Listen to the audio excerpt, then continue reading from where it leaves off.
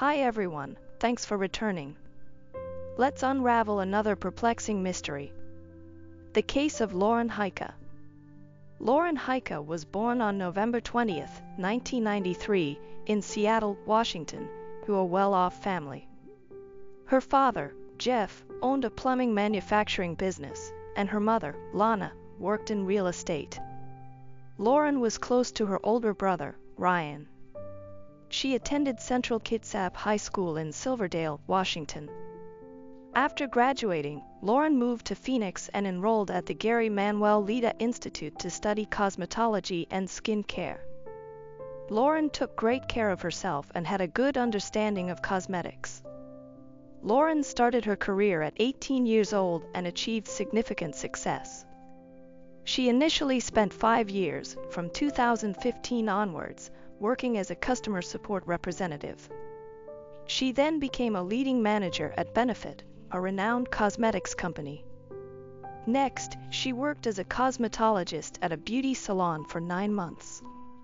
In October 2020, Lauren got a job as a manager at an aesthetic medicine center.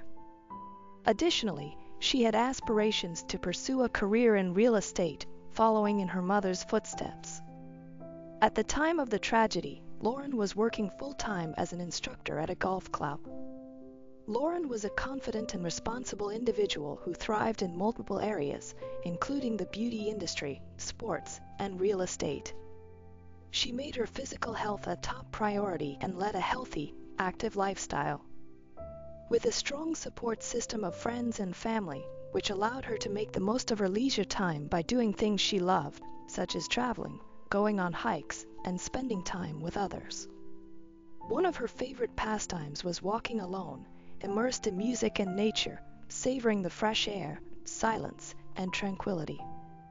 Her preferred route was a secluded path in the northern part of Phoenix, close to her apartment.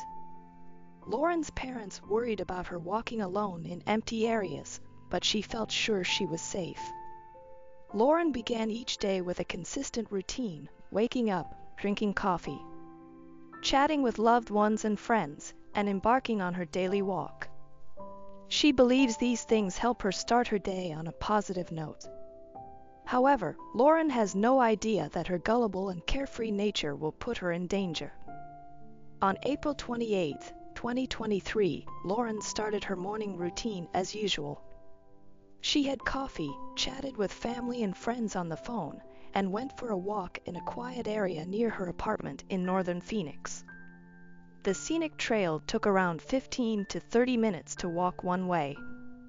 Lauren left her apartment at around 10:30 a.m. Surveillance cameras last captured her walking calmly on the trail at 10:52 a.m., wearing a pink sports top, black leggings, and sneakers, with only her phone and keys on her. After that, she was not seen again. Lauren was expected at work at 11:30 a.m. but failed to show up, which was unusual for someone so responsible. Her colleagues tried calling her, but her phone was turned off. This worried Lauren's friends, who shared messages on social media and called each other to find information about Lauren's location. However, no one had any news, and Lauren had not been seen after leaving her apartment that morning.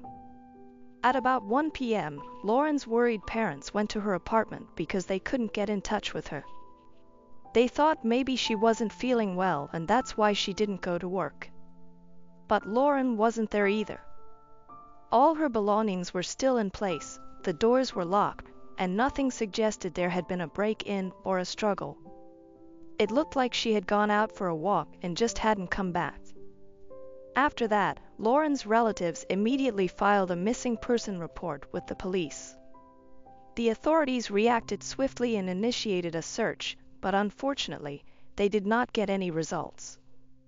The park where Lauren went for a walk was almost deserted. If someone had been passing by when the attack occurred, the tragedy might have been prevented. However, that was not the case. Lauren was last seen walking alone towards the park, and then she disappeared, no longer responding to calls. Throughout the day, the police and volunteers thoroughly searched the surrounding area, the park, and looked for potential witnesses. They meticulously combed every corner and every bush but found nothing. Lauren's loved ones held on to the hope that she might have simply wandered off, got delayed, or visited friends in another part of the city. Lauren's relatives kept calling and texting her, but still didn't know where she was. As the hours passed, their hopes dwindled, and their fear for Lauren's life grew. Her parents, brother, and friends were beside themselves with worry. The following morning, April 29th, was like a terrible nightmare. At around 11 o'clock, the worst happened. A woman walking her dog stumbled upon Lauren's body. She recognized Lauren because she often walked her dog on that route and had seen Lauren before. The dog sensed something was wrong, and the woman saw Lauren's bloody body. She immediately called the police. Police arrived instantly at the scene to a horrific sight. Lauren's body was found 3 meters off the trail, concealed in a thicket, with numerous stab wounds. She lay face up with outstretched arms, her clothes torn, and blood was everywhere. Experts began working immediately, with the forensic medical examiner determining that Lauren died on April 28 at approximately 11 a.m. due to blood loss from deep knife wounds.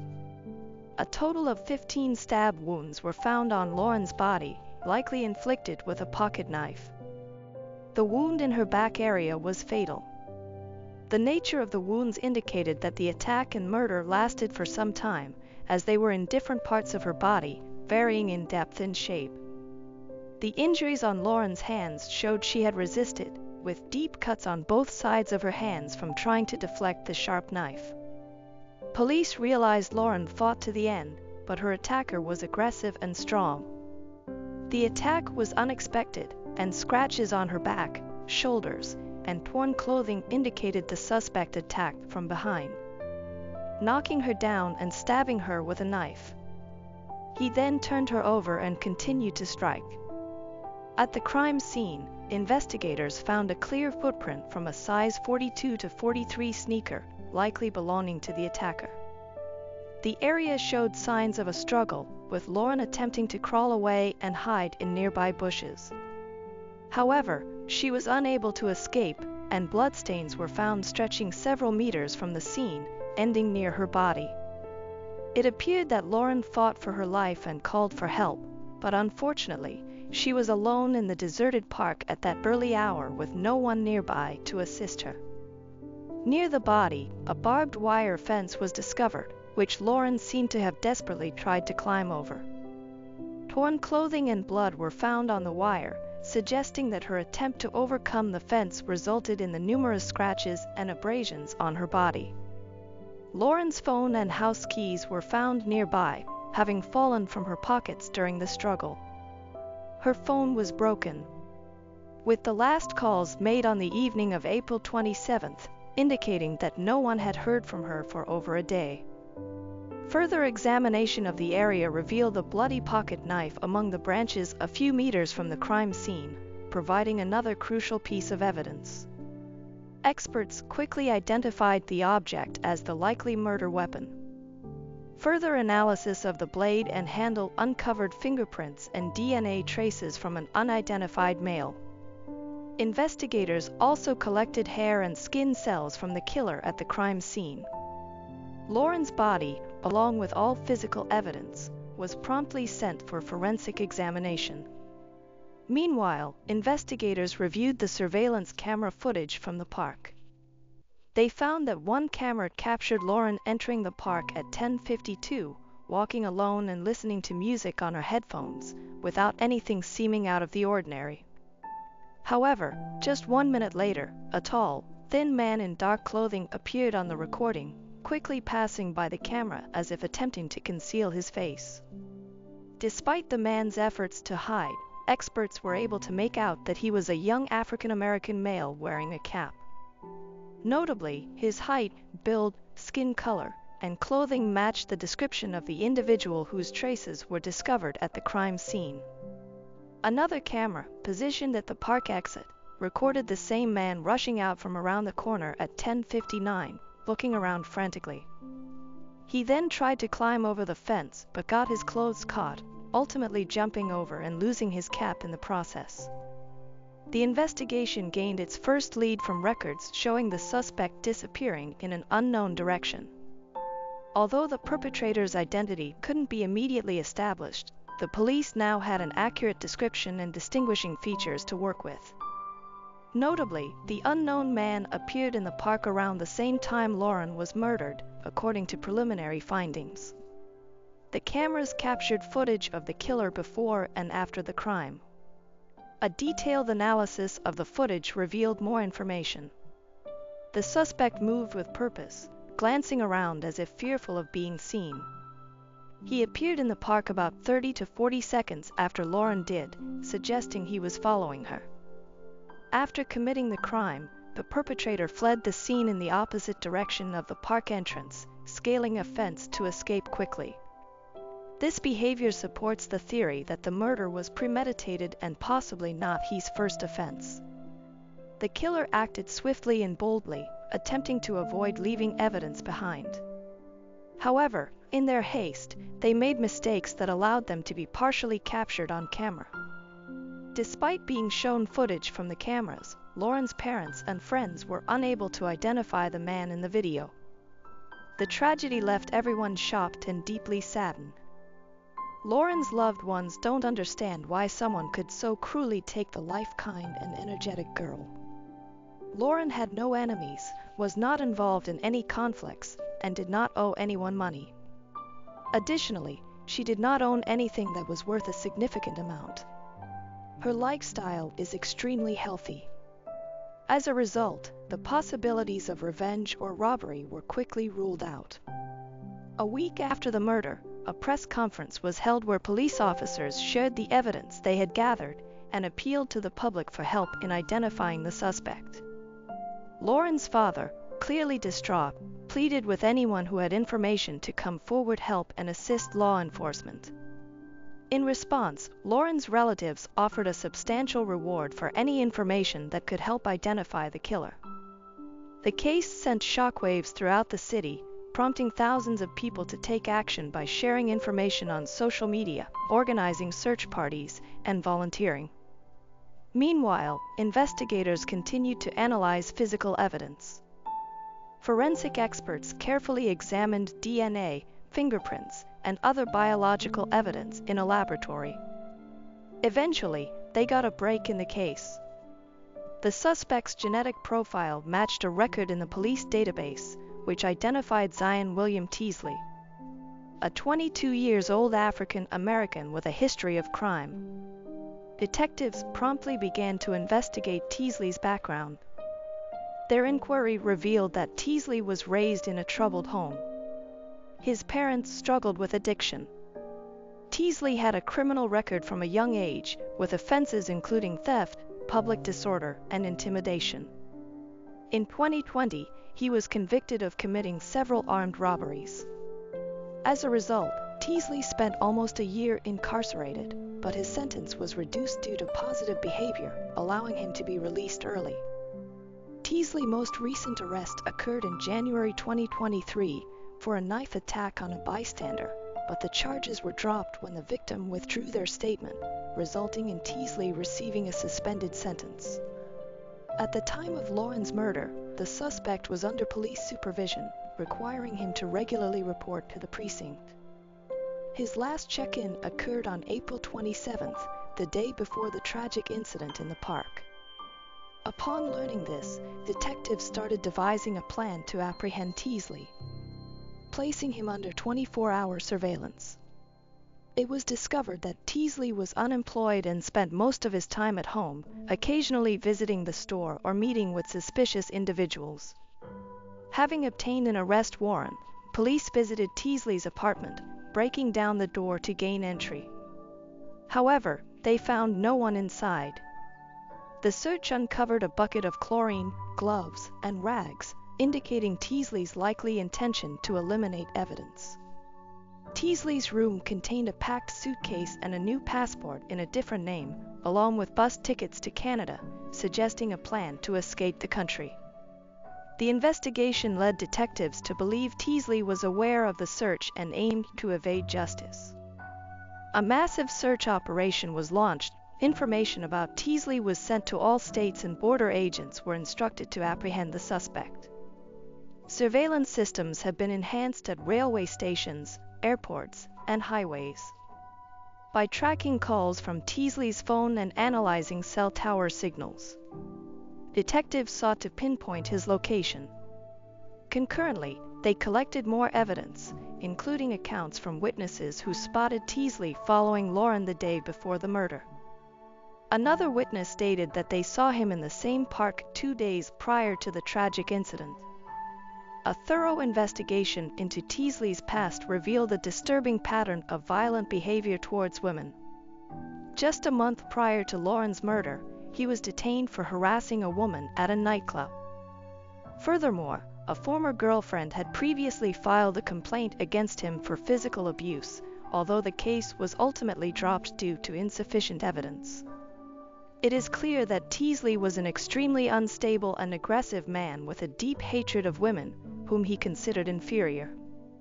Teasley's social media posts were discovered, where he used derogatory language towards women. Photographs were found featuring knives that bore a striking resemblance to the murder weapon at the scene. Authorities suggested that Lauren may have been a random victim of Teasley's violent tendencies. Lauren's family were shocked and couldn't understand why someone would be so heartless and cruel. Their daughter had simply gone for a walk and was brutally murdered for no reason. Lauren's father made a heartfelt plea to the public, begging them not to seek revenge themselves. He wants people to let the police handle the situation and punish the perpetrators through the law, instead of using mob violence. After a 3-day search, Teasley was apprehended in an abandoned garage on the city's outskirts. During the arrest, he resisted and injured a police officer. During questioning, Teasley was uncooperative, claiming he had committed no crime and had never seen Lauren before. He later denied being in the park that day, but fell silent when shown surveillance footage, and he requested a lawyer. The prosecutor promptly charged Teasley with intentional murder and kidnapping, citing substantial evidence, surveillance videos, Lauren's belongings found in a garage, a knife, DNA, and fingerprints from the crime scene. The court ordered Teasley to be held without bail. Teasley's trial began on June 5, 2023, and was one of the most high-profile cases in state history, drawing widespread national attention. Journalists and members of the public who were concerned about the issue assembled in front of the courthouse. Everyone in the courtroom was to catch a glimpse of the person responsible for the horrific murder. Teasley, the defendant, was led in wearing handcuffs and an orange prison robe, his expression eerily indifferent. In stark contrast, Lauren's family was overcome with heartache. Her mother sobbed uncontrollably, while her father glared at Teasley with anger and hatred. The prosecutor gave a powerful and emotional speech, portraying Teasley as a ruthless killer who posed a significant threat to society. He stressed how brutally the crime was committed and the overwhelming evidence against Teasley. Prosecutors described Teasley as a psychopath who enjoyed inflicting pain on women, driven by a deep-seated hatred for them. Conversely, Teasley's defense attorney sought to prove his client's innocence. He challenged the evidence, arguing that it was possible another individual was responsible for Lauren's death. The defense urged the jury to remain impartial, to focus solely on the facts and not be swayed by public opinion or emotions. Teasley is currently charged with first-degree murder. In December 2023, the Maricopa County Prosecutor's Office requested the death penalty, the most severe punishment allowed by Arizona law for such a serious crime. The Phoenix Police Department has completed their investigation, and the suspect will face prosecution. However, Teasley maintains his innocence despite the charges. He remains in custody without bail. The trial is expected to take place in October 2025 and will be one of the most high-profile cases in Arizona history. Lauren's tragic death shocked the nation and devastated her loved ones. Welcome back, mystery lovers. Today's case is going to keep you on the edge of your seat. The case of Alan Ruby. Oklahoma is known for its diverse landscape of forests and mountains, its cowboy heritage, the rich history of Native Americans, and its stunning natural scenery. Southwest of Oklahoma lies the town of Duncan, where the Ruby family called home. John and Joy Tinker Ruby were a prime example of a happy couple, enjoying a fulfilling life in their hometown. The Ruby family owned and operated a local newspaper press agency, the Duncan Banner, for 3 generations, then selling it in 1997. Years later, in 2013, they acquired another local publication, the Kiamichi County Chronicle. With their business thriving, the Ruby led a prosperous and respected life, held in high esteem by everyone. John and Joy had 2 children, Catherine and Alan. Catherine was born on August 21, 1997, and from an early age, she showed of being intelligent, have artistic talent, and hardworking. By the time she was 17, she was a standout on her high school volleyball team, known for her bright smile. Her older brother, Alan, who was born on May 8, 1995, was 18 at the time and had just started taking political science courses at the University of Oklahoma. Alan was an outgoing and sociable person who greatly differed from his reserved younger sister. Unlike him, Catherine was quiet and preferred to keep to herself. Alan, on the other hand, loved being the focal point of attention, and his outgoing personality drew people to him. He enjoyed having fun and living life to the fullest. Wealth was very important to Alan, and he loved to spend money on expensive things. He enjoyed shopping and buying luxurious items. During his free time, he would often go on vacation using his parents' money. Like many rich people, Alan liked to show off his wealth on social media by sharing stories and photos of his luxury brands, expensive cars, and high-end fashion items. Even though he lives lavishly beyond his means, but Alan reveled in the fact that others thought he was wealthy and influential. Interestingly, despite his luxurious lifestyle, he preferred simple, affordable food from McDonald's to expensive restaurants. He loved McDonald's and would often try different items on the menu, especially when traveling to new countries. He would share his experiences with his followers, but not many people were interested. He considered himself a public figure. A quick look at his posts and pictures revealed is to see that he is a very narcissistic person. Alan's reckless spending habits were putting a significant strain on his family's finances. His parents were patient with him at first, but as time went on, they have lost tolerance for him.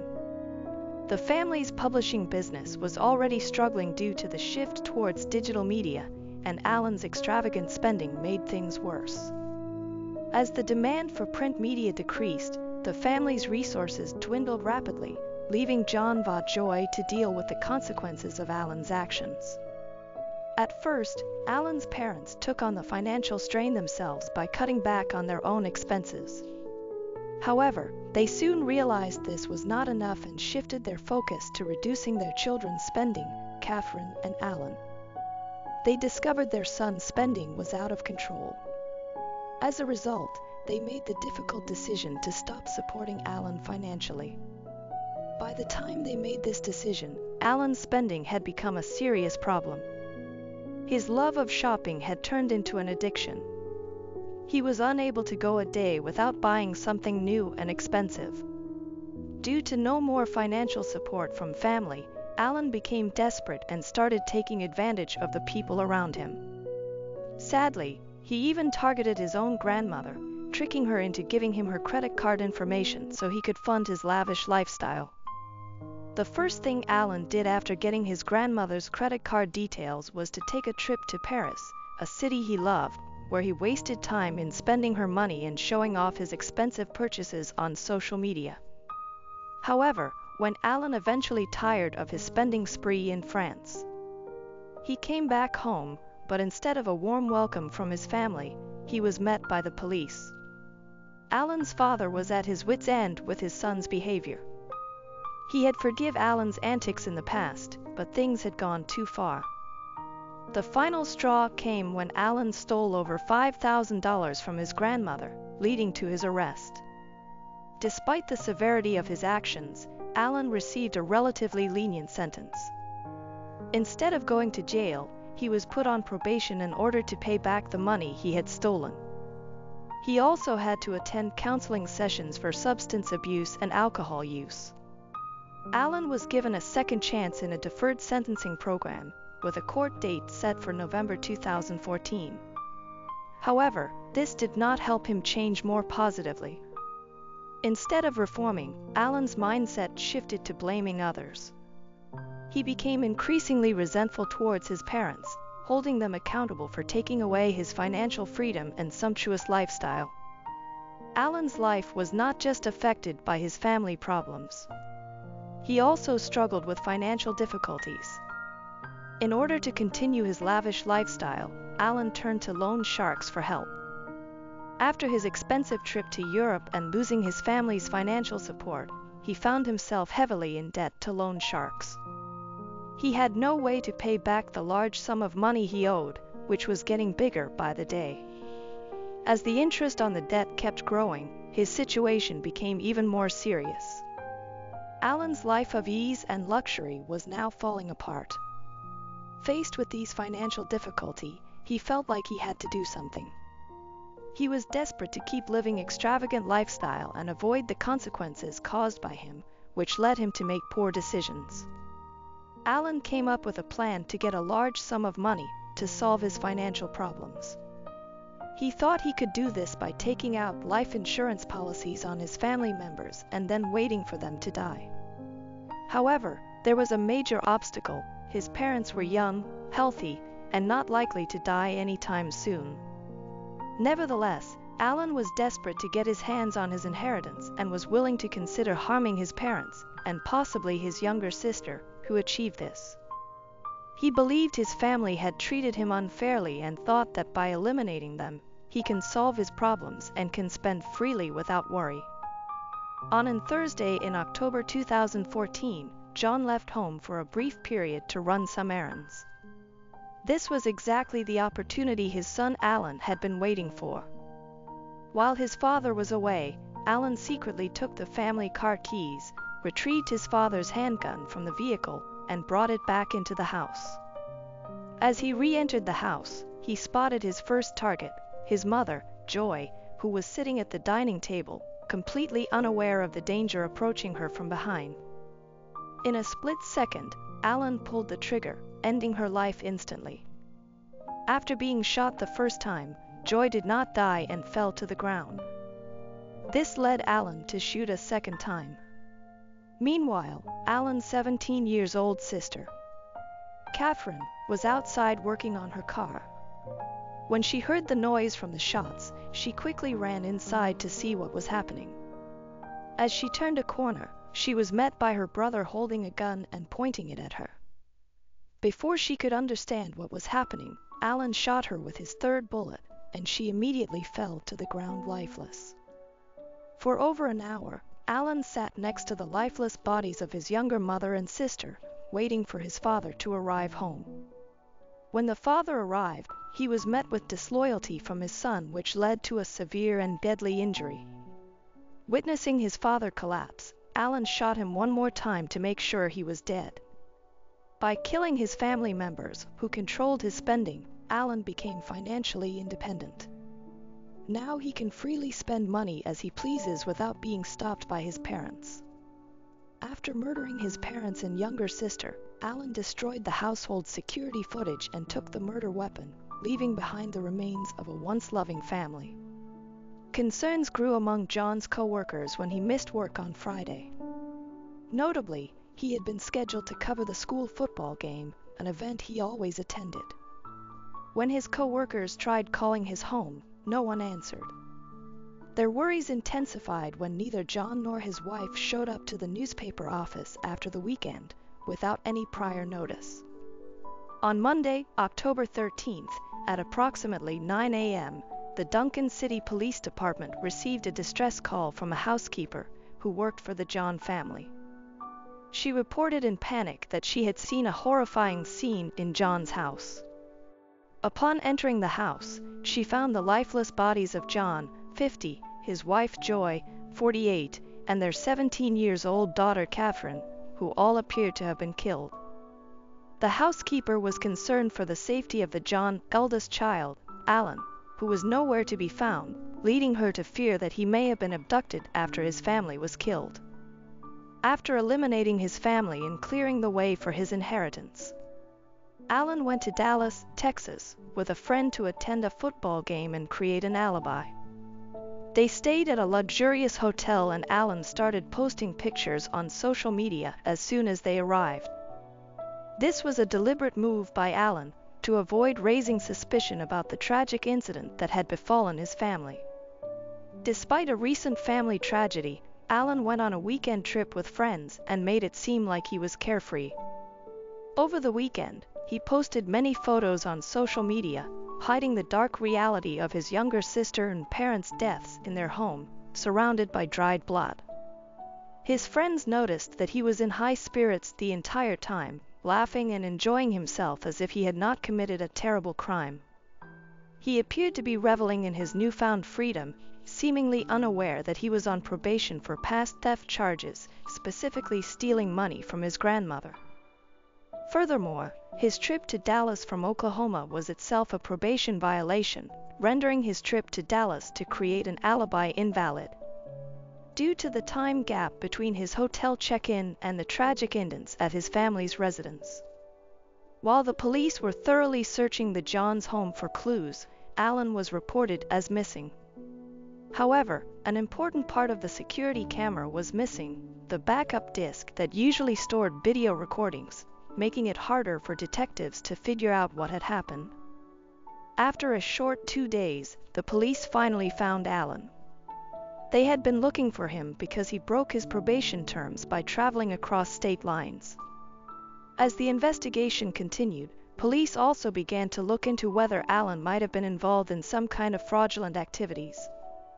Investigation revealed that Alan had secretly obtained a credit card in his grandmother's name and racked up over $177,000 in charges, in addition to a $5,000 expense for a European vacation he took 2 years earlier.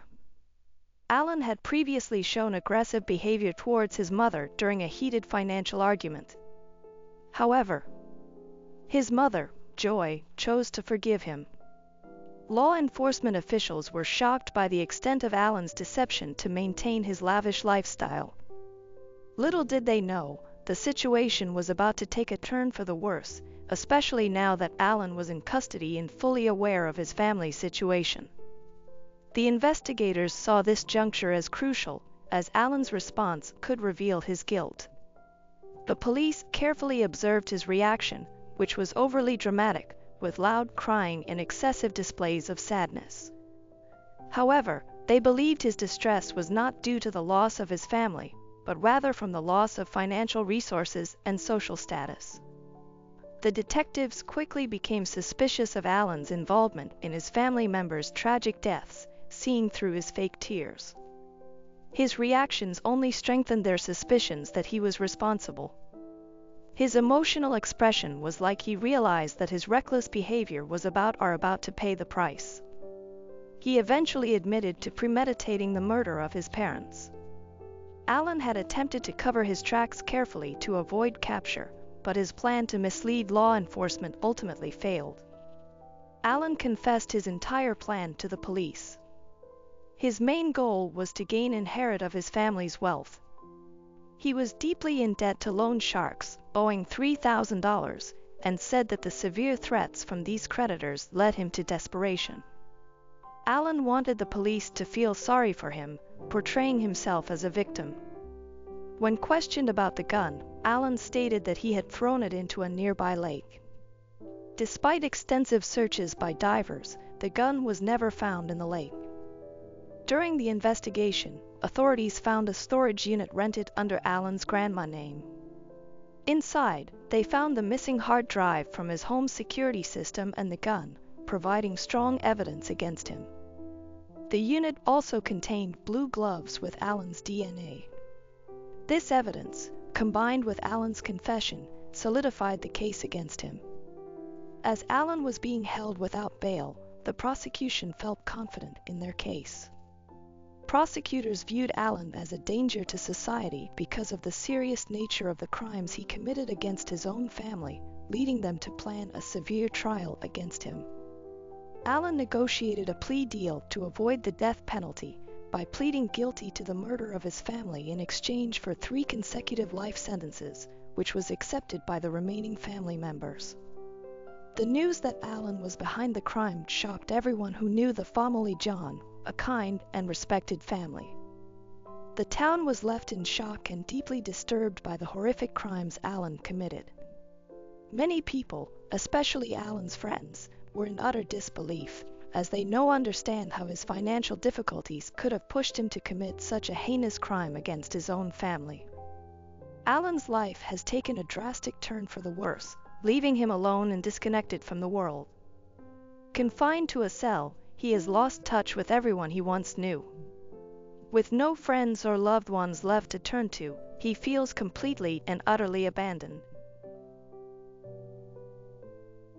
Hello friends, welcome to our channel. Today we're going to take a look at another horrible case with you. The case of Denise Huskins.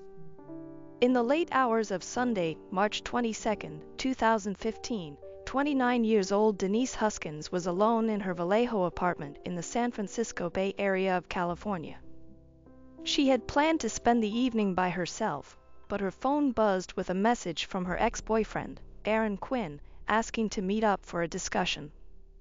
Denise felt apprehensive, especially since they had ended relationship and she was hesitant to engage with him due to his past actions. Denise initially declined, telling Aaron it was too late and suggesting they talk another time.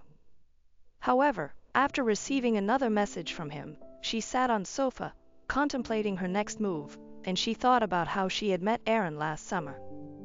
Originally from Boston, Massachusetts, Denise had a doctorate in physical therapy and had moved to Vallejo to join Kaiser Hospital, which specialized in treating individuals with head and spinal injuries. It was there that she met Aaron, a tall, athletic man with dark hair and striking eyes.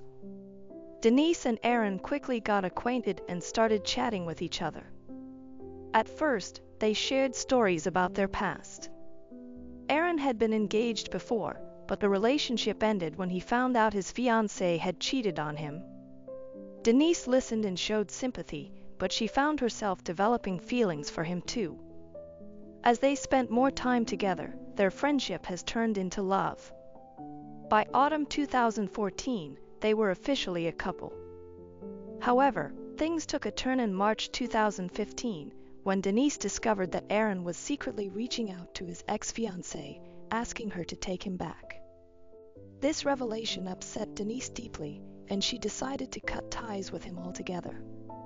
Even though she knew they had many common interests and had considered getting married, this fact still hurt her a lot.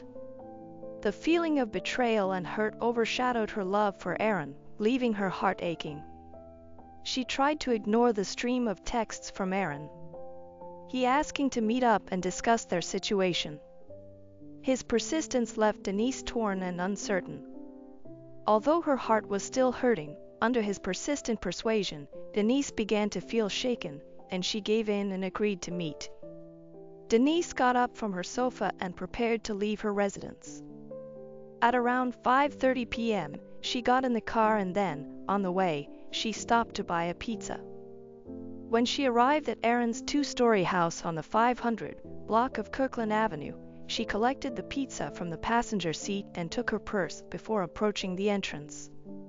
The next day, a workday for both of them at the hospital, Aaron called in sick at around 7 a.m., claiming illness.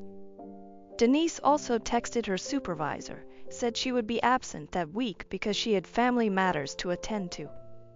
This was an unusual thing for Denise, as she had never missed a day of work before. Denise's supervisor reminded her about the upcoming deadline for a scholarship, but she didn't respond. He assumed that something serious must have happened in her family. On the following Monday, when Aaron and Denise didn't show up to work, the Vallejo Police Department received a call from 30-year-old Aaron. His story was confusing and hard to believe. When the officers arrived at the scene, they found a strong chemical smell and many empty beer containers. Aaron also appeared disheveled. When questioned about the illegal substance use, Aaron admitted to using them, but claimed he had been forced by kidnappers. The officers were skeptical, so they continued their search, heading upstairs to the master bedroom. As they entered, the chemical smell grew stronger. The room appeared to have been recently cleaned, with spotless floors, except for a substance on the mattress. Just as they were about to leave, they noticed a small red blood spot on the bed. The officers returned downstairs to re-examine Aaron's account. He began to retell his story. The incident began at his residence around 3 a.m. where he and his girlfriend Denise were staying. A group of men wearing black aquatic gear stormed in, bursting into the house and shining a bright light directly into their eyes. Aaron couldn't determine the exact number of attackers, but they quickly restrained him and Denise with nylon cable ties. The assailants also made them wear swim goggles with an opaque coating, preventing them from seeing beyond the goggles. The attackers were equipped with laser targeting guns, electroshock weapons, and powerful flashlights. As they moved through the house, strong light and laser beams intertwined, causing him and Denise to not be able to see anything. Aaron and Denise were asked to wear headphones that played a strange, calming music. A voice then told them through the headphones that they were not in any danger and this was just a robbery. The voice reassured them that if they stayed calm, no harm would come to them. Believing the voice, Aaron and Denise remained silent and still. Later, Aaron's headphones were removed, and he was ordered to move to another room. In this new room, the thieves demanded that Aaron give them his bank account information and other financial details. Aaron quickly gave them the information, realizing that his money was likely gone for good. Aaron and Denise were taken back to the living room by the burglars. One of them checked their blood pressure and then forced them to drink a mixture from a mug that contained a sedative mixed with another substance. Before the sedative kicked in, Aaron heard the burglars' final orders. They had installed cameras to monitor the house. He was told not to contact the police and was threatened that if he did, they would take Denise as a hostage. The burglars promised to send further instructions later. Soon after, the sedative took effect, and Aaron passed out, unaware of what was happening around him. When Aaron regained consciousness, he found Denise missing. He struggled to break free and managed to untie his hands, then grabbed the phone to call for emergency help. The police found the story he told suspicious, so they came up with another theory, that Aaron might have been involved in Denise's disappearance. Or even worse, her death. The police thought he might have hidden her body and then thoroughly cleaned the house to remove any evidence. The strong smell of bleach and other cleaning products seemed to further support their guess as being correct. He then turned to alcohol, as evidenced by the empty bottles and his incoherent speech. To appear innocent, he possibly delayed reporting the incident and created a false story about strange abductors wearing water gear to cover his involvement. The police, however, were not convinced by his tale and considered it a diversion. They asked him to prepare to go to the station for questioning. Following a 17-hour interrogation, the police were unable to find any concrete evidence to support Aaron's claims that Denise was still missing, despite his continued insistence that she was. The Vallejo police immediately started a thorough search by using K-9 units, divers, and many volunteers. After talking to Denise's roommate, they discovered Denise and Aaron had recently broken up, which could be a motive. However, before suspecting Aaron, they needed to consider the possibility of a real kidnapping. The police carefully looked at every detail of Aaron's story, searching for any information about the alleged kidnappers, such as what they looked like and what they said. As the investigation continued, they see Aaron's story became increasingly unreasonable. According to Aaron, he to have given his banking information to the people who kidnapped him, but investigation found that his money was still there. Furthermore, just 2 hours before Aaron reporting the incident, he tried to withdraw a large amount of money from his account, saying he wanted to buy a boat. However, when questioned by detectives, Aaron said his kidnappers had actually demanded a ransom of $8,500. He couldn't convince the bank of this, so he made up the boat purchase story. The fact that the kidnappers had the temerity to capture him and Denise just for this money raised doubts about his story. During his interview, a detective noticed that Aaron's pupils were larger than usual, which could be a sign of drug use or a mental health condition, such as schizophrenia. It's also possible that his unusual story of being abducted by alien-like people could have been a hallucination. Due to the complexity of the case, the Vallejo police asked for assistance from the FBI. When the agents first arrived, they gave Aaron a polygraph test, which he failed. As a result, he became suspicious in the eyes of the investigators, so he quickly hired a lawyer to protect his rights. With the support of his legal team, Aaron let the police search his home, electronic devices, clothes, and even gave them a blood and fingerprint sample. The next day, the police organized a massive search in Vallejo, with over 100 teams participating. A police sonar detected an object in the bay that looked like a human body, but divers were unable to locate it. Meanwhile, Aaron has found a lawyer and is no longer in police custody. The search for Denise is intensified, with her picture being widely shared across various media platforms and displayed throughout the city. However, the detectives and FBI agents working on the case faced major obstacles. On the afternoon of March 24th, a journalist at the San Francisco Chronicle received a strange and unexpected email. The sender claimed to be the people who broke into Aaron's home, dressed in diving gear. The email stated that Denise was safe and included an audio recording of her summarizing recent news articles to prove this thing. This evidence initially alleviated concerns about her safety, showing that she was well up, at least until that morning. However, two aspects of this evidence raised suspicions. Firstly, Denise's message seemed unnaturally calm, similar to a news anchor reporting on a story. Secondly, the email was sent from an account belonging to Aaron, which led authorities to suspect that he and Denise might have been involved in staging the kidnapping. The police grew even more suspicious when Aaron presented his phone records, showing calls from the alleged kidnappers. However, these calls were made from an untraceable phone, which meant the caller's identity remained unknown. Investigators tracked down the location where this disposable phone was purchased, a store near Aaron's home. Surveillance footage from the store clearly showed an individual with a physical description matching Aaron's: tall, athletic build, and dark hair. This discovery further implicated Aaron in the suspected kidnapping plot. Denise, who days after vanishing, Denise resurfaced at her mother's home in Huntington Beach, California, approximately 400 miles from Vallejo, where she was supposedly abducted. As she recounted her ordeal, her story became even more extraordinary than Aaron's account. Denise insisted she was kidnapped by 4 men who kept her confined to a small space. They told her that their actions were following instructions from a client. Despite this, Denise stated that her captors treated her relatively well, providing her with basic necessities such as food and water, and allowing her to maintain her personal hygiene.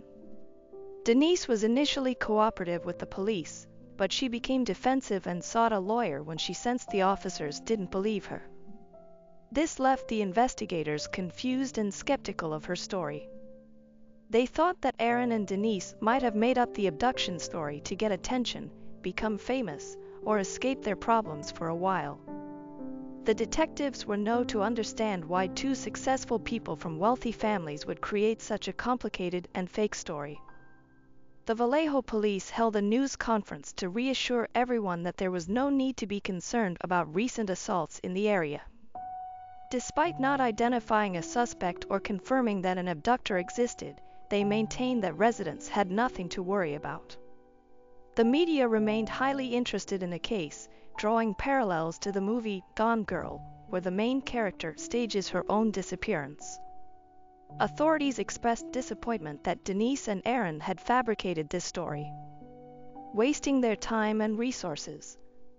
They asked Denise and Aaron to issue an official apology to the people of Vallejo. However, Denise and Aaron stuck to their story, insisting they were truthful. In the early hours of June 5, 2015, a crucial clue was found in the Denise case. A police officer in Alameda County, Northern California, received to a reported burglary at a residence. The homeowner and his wife reported that an intruder broke in under the cover of darkness, attempting to restrain them. The homeowner fought off the attacker while his wife locked herself in the bathroom and called for help.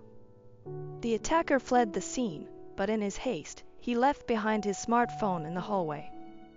The police found that the phone was registered to an individual through a telecommunications provider. They tracked the registered address but found the property empty and the mailbox full of uncollected mail. 3 days later, the police used the discarded smartphone to track a lead 200 miles northeast of Vallejo to an isolated cabin near South Lake Tahoe, California. The officers cautiously entered the cabin, where they found a tall, athletic man with dark hair amidst the clutter of leftover food, trash, and piles of clothes. Initially, they overlooked the vehicle parked outside. However, upon further inspection, they discovered that the car had been reported stolen and contained several unusual items, including flashlights, a plastic gun with laser sights, a modified headset, and a black diving suit. A laptop belonging to Aaron was also found in the trunk. This clue led to the capture of one of the individuals responsible for the abduction of Denise. The man, who bore a striking resemblance to Aaron, but was not him, had no prior connection to Denise and Aaron. The abductor was identified as Matthew Muller, a 38-year-old disbarred attorney who had graduated from Harvard University and was a former Marine, with a previously reputation in the legal community. Matthew began to engage in strange and unlawful behavior. The authorities connected him to a home invasion in Dublin and discovered he was also involved in Denise's abduction from Aaron's home. The unusual story Aaron and Denise told to law enforcement was mostly true. Their only mistake was thinking multiple people in diving gear had invaded. In reality, Matthew was the mastermind behind the crime and acted alone. It's likely that Aaron and Denise were confused and half asleep, which led them to believe it was more than one person involved in the incident. The intense light caused Denise and Aaron to believe there were multiple attackers. This illusion was furthered by a pre-recorded message that played through headphones, in which the attacker claimed to be a member of a professional debt recovery team. Matthew had also been linked to a 2009 home invasion in Palo Alto, but managed to avoid consequences due to lack of evidence. Matthew, a highly intelligent and trained lawyer, had carefully crafted an elaborate and outlandish scheme, made authorities suspected Denise and Aaron of staging a hoax. Matthew's actions were carefully planned, reflecting his intelligence, even though he was having mental health problems, bipolar disorder, and psychosis, and he believed he also had Gulf War syndrome, which made it difficult for him to distinguish reality. One day, Matthew randomly met Aaron and Denise, and he became fixated on them. He used a drone to secretly watch Denise and Aaron's every move for 3 weeks before abducting them. Aaron did notice a bright light in the sky the night before the incident, which he thought might be a drone, but he couldn't imagine someone was actually spying on him. Matthew put his plan into action, breaking into Aaron's home at night, while wearing a diving suit. He used restraints on both Aaron and Denise, covering their eyes with goggles and playing a pre-recorded message through headphones to make them believe multiple people were involved. Matthew then separated them, keeping them in different rooms. He attacked Denise, taking advantage of her vulnerability, and locked her in the trunk of his car. He then drove her to a remote cabin in South Lake Tahoe, where he held her for 2 days, then letting her go near her parents' house. Matthew also stole Aaron's laptop, which he later used to send an email to a journalist at the San Francisco Chronicle using special software. After waking up the next day, Aaron faced the devastating truth that Denise's kidnapping was real. Desperate, Aaron contacted his bank to request a large sum of money, $88,500, to pay the ransom. Panicked and trying to protect Denise, he came up with a false reason, telling the bank he needed the money to buy a boat. Later, Aaron contacted Kaiser Hospital and left a message for Denise's supervisor, informing them that she would be absent from work, as instructed by Matthew.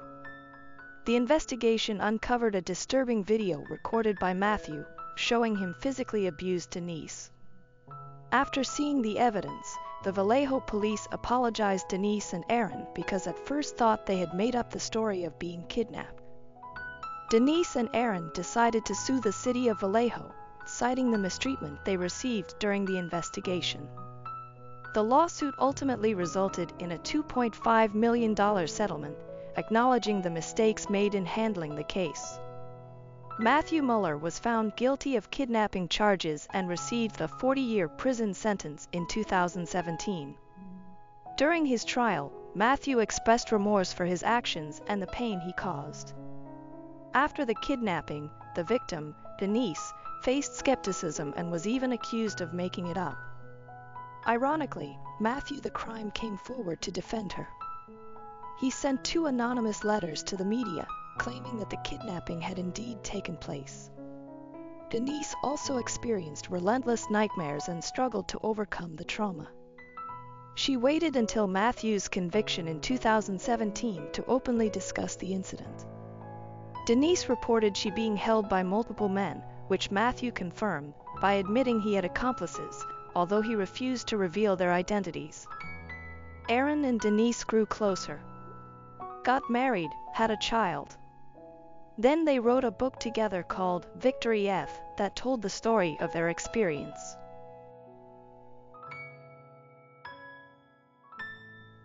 Hello friends, welcome to our channel. Today we're going to take a look at another horrible case with you, the case of Dana Ireland.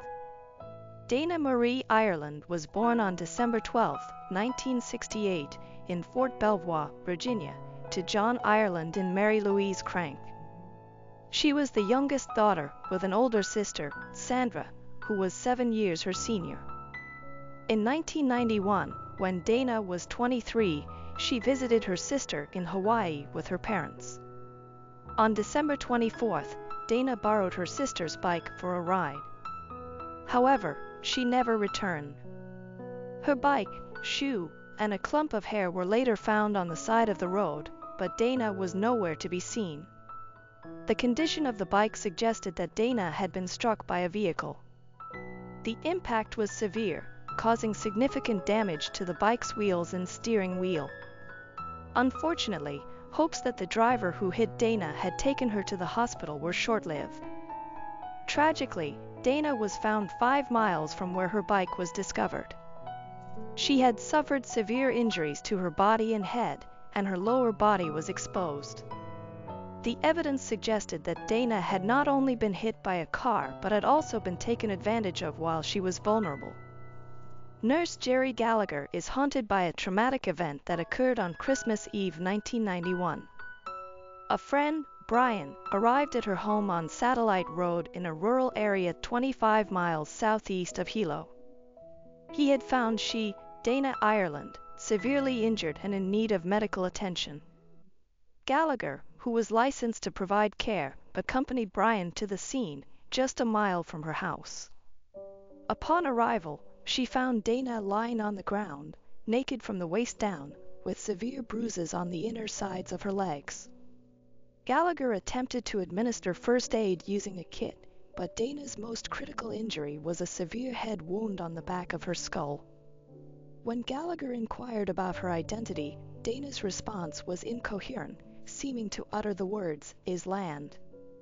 Gallagher then asked who was responsible for her condition, but Dana's answers remained unclear. Dana did, however, repeatedly request Gallagher to return her keys so she could drive home. Gallagher made an effort to keep her awake while awaiting further assistance. Due to the area's lack of phone services, significant delays occurred before an ambulance finally arrived more than 2 hours after the initial call for help. Moreover, further complications arose when the emergency services dispatcher mistakenly relayed the wrong location for the incident. These factors collectively resulted in an additional 34-minute delay for Dana to receive the medical attention she required. Gallagher had considered driving Dana to the hospital himself, but she was worried that moving her could cause further injury.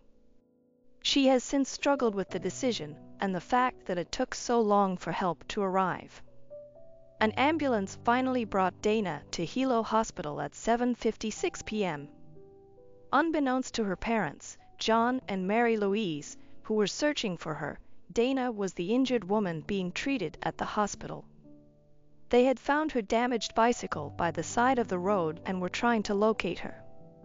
At the time, Mary thought someone had hit Dana and taken her to the hospital. John stayed near the bike while Mary and their eldest daughter Sandra went to the hospital to look for Dana. When the ambulance arrived with Dana, Mary and Sandra were already there. Despite the doctor's best efforts, they were unable to save Dana. She was pronounced dead at 12:25 a.m. due to severe injuries sustained in a motor vehicle accident, including blood loss and trauma to her head, pelvis, and abdomen. Dana's family was shocked by her death, which permanently altered their lives. As time passed, they would face another challenge, a long and arduous search for suspects and subsequent trials. The police investigation was described by local newspapers as intense. They discovered a T-shirt at the crime scene that belonged to the perpetrator. They also seized a sheet from the hospital with semen stains on it, which was crucial evidence since Dana had semen on her body when she was admitted. Furthermore, a bite mark on Dana's body matched the teeth print of her attacker. The authorities obtained a DNA sample from the perpetrator, but this was of limited use in 1991. The tire tracks from the bike and the secluded area where it was found provided few leads. Despite interviewing residents, the investigators could not find any witnesses who saw the car that hit Dana's bike, likely due to the remote location and poor road conditions, which deterred cars from traveling there frequently. The investigation into the Dana Ireland case had reached a dead end due to a lack of witnesses and evidence. However, a breakthrough occurred when John Gonzalez contacted the Hawaii County Police in May 1994. Gonzalez was involved in a high-profile case involving illegal substances, but he received a suspended sentence due to his cooperation with the police. Gonzalez revealed that his half-brother, Frank Pauline, had important information about the Dana Ireland case. Frank Pauline stated that brothers Albert Ian Schweitzer and Sean Schweitzer were involved in the attack on Dana Ireland.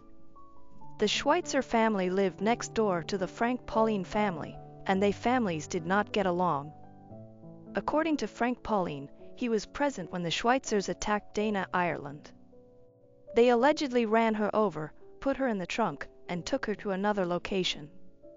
Based on Frank Pauline's statements, the police made Albert Schweitzer, Sean Schweitzer, and Frank Pauline the main suspects in the case. Frank Pauline Jr. was born on April 27, 1973, in Fremont, California, to Frank Sr. and Patricia Pauline. He grew up in Puna, Hawaii, where he became a father of 3 sons by the age of 20. However, Frank had a history of run-ins with the law, starting at the age of 9. By February 8, 1983, Frank Pauline had been caught in a burglary. As he got older, the severity of his crimes increased. In February 1994, he was sentenced to 10 years in prison for harassment and robbery. Despite this, Pauline continued to commit crimes, earning him the nickname Walking Crime Wave from prosecutors. After being sentenced, Pauline was taken into custody to start his prison term. However, he managed to escape and was classified as a fugitive. He was eventually recaptured in Honolulu a few days later.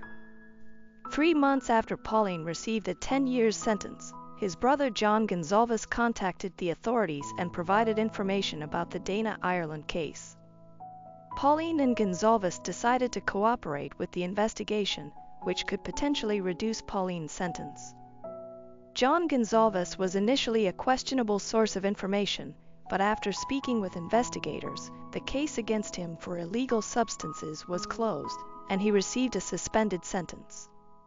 Pauline claimed to have information about the Dana Ireland case and was interrogated by investigators from the Big Island. The 90-minute interrogation took place in Honolulu, where Pauline was in custody.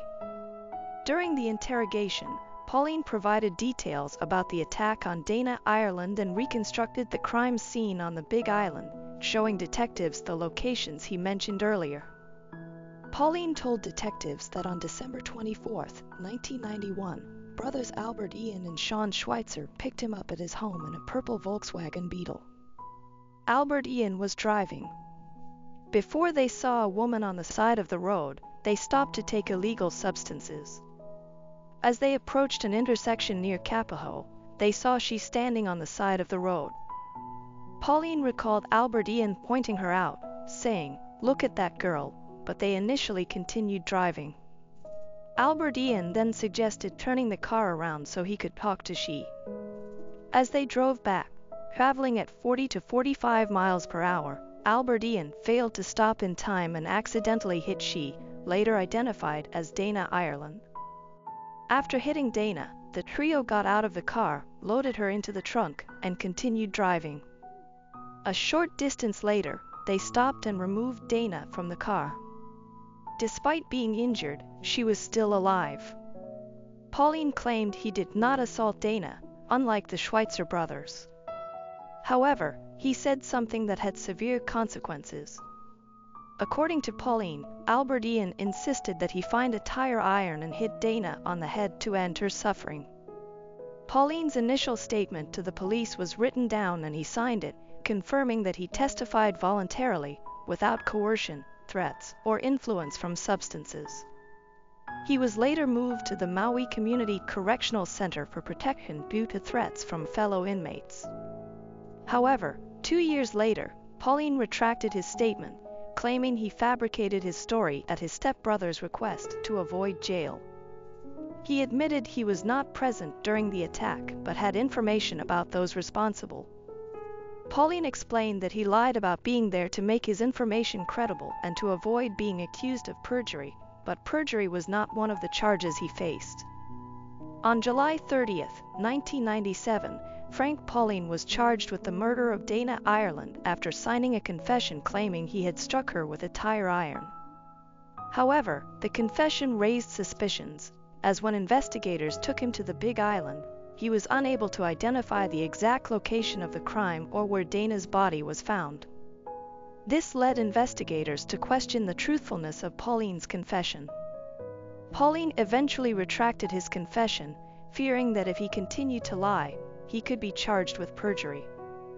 His retraction was motivated in part by his realization that his half-brother, Albert Gonzalez, was innocent and being wrongly accused.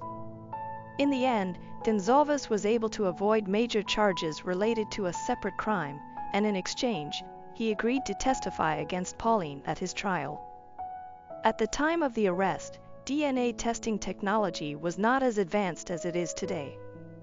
Despite this, the authorities collected DNA samples from Pauline and the Schweitzer brothers. They also analyzed biological fluids from the gurney sheet used to transport Dana Ireland to the hospital and swabs from her body. However, the results were unexpected. The DNA of Frank Pauline and the Schweitzer brothers did not match the DNA of the perpetrator. Although the charges against the three men were dropped, the investigation continued. The prosecution suggested that someone else must have been involved, as other evidence also failed to implicate Pauline and the Schweitzer brothers. For example, the teeth of the Schweitzer brothers and Pauline did not match the bite mark found on the victim's chest. Furthermore, no traces of Dana Ireland's blood or hair were found in Albert Ian Schweitzer's Volkswagen, which he had acquired only a month after her death. External pressures, including those from the Dana Ireland family, the public, and the press, may have influenced the course of events in the investigation into Dana Ireland's death. Albert Ian Schweitzer was 20 years old at the time of Dana Ireland's murder and had only traffic-related infractions on his record. Sean Schweitzer, who was 16 when Dana Ireland died, received charges in connection with her death at the age of 23. Around that time, Sean also faced unrelated charges of fourth-degree assault for inappropriately touching a 15-year-old girl when he was 16. He received a sentence of 180 days in prison and 1 year of probation. Despite their records showing a pattern of questionable behavior, DNA testing cleared all 3 suspects involved in the Dana Ireland case of her murder. However, this finding was likely undermined by the unrelated convictions that surfaced in their pasts. 5 days after Frank Pauline's initial statement to the police, investigators searched the Schweitzer family home and seized Albert Ian's 1957 Volkswagen Beetle as evidence. Both Sean and Albert Ian claimed they were not with Frank Pauline on the night of the crime, although they admitted to knowing him. Sean stated that he was at home on Christmas Eve, while Albert Ian said he was either at home or at his uncle's house. Albert Ian also explained how he acquired his car, initially denying that he had done any bodywork on it. He revealed that the car was originally purple, but he repainted it yellow because it wasn't his preferred color. The Schweitzer brothers' lawyers believed that Frank Pauline had falsely accused them due to a long-standing feud between their families. Nevertheless, the prosecution continued to pursue the case. On May 5, 1999, just days before the statute of limitations expired for some of the crimes committed against Dana Ireland, the police received a statement from Michael Ortiz, a cellmate of the Schweitzers and an associate of Gonzalez. This new information was seen as a potential breakthrough in the case. During questioning by authorities, Michael Ortiz claimed that Albert Ian Schweitzer had confessed to his involvement in the crime. Based on this testimony, Frank Pauline and the Schweitzer brothers were recharged in connection with Dana Ireland's death just 2 weeks later. This development raised suspicions and distrust among the public, as the information had come from a questionable source and had been revealed just days before the statute of limitations was set to expire. Frank Pauline was the first to face trial. The proceedings were highly emotional. Pauline professed his innocence, stating that he had lied when he initially confessed to being involved in Dana's murder. When taking the stand, Mary Ireland recounted receiving the devastating news about her daughter. She described the distressing scene: a bicycle on the road, a shoe, and a lock of hair. However, the witnesses who linked Pauline to the crime had checkered pasts and stood to gain from implicating him. Among those who benefited from Pauline being found guilty was his half-brother, Gonzalez, who became a witness for the prosecution. Witness William Chung, who also testified against Pauline, said Pauline confessed his involvement in this crime. However, when asked if he saw Pauline in the courtroom, he pointed to another person, although Frank Pauline was there. The jury also saw Dana Ireland's bike, shorts, top, underwear, and a Jimmy's t-shirt recovered from the scene.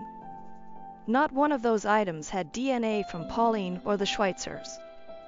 To get around the lack of scientific evidence, Deputy Prosecutor Lincoln Ashida insisted that the Jimmy's t-shirt covered in Dana Ireland's blood belonged to Pauline. "We're not afraid of that evidence. We embrace it," Ashida said.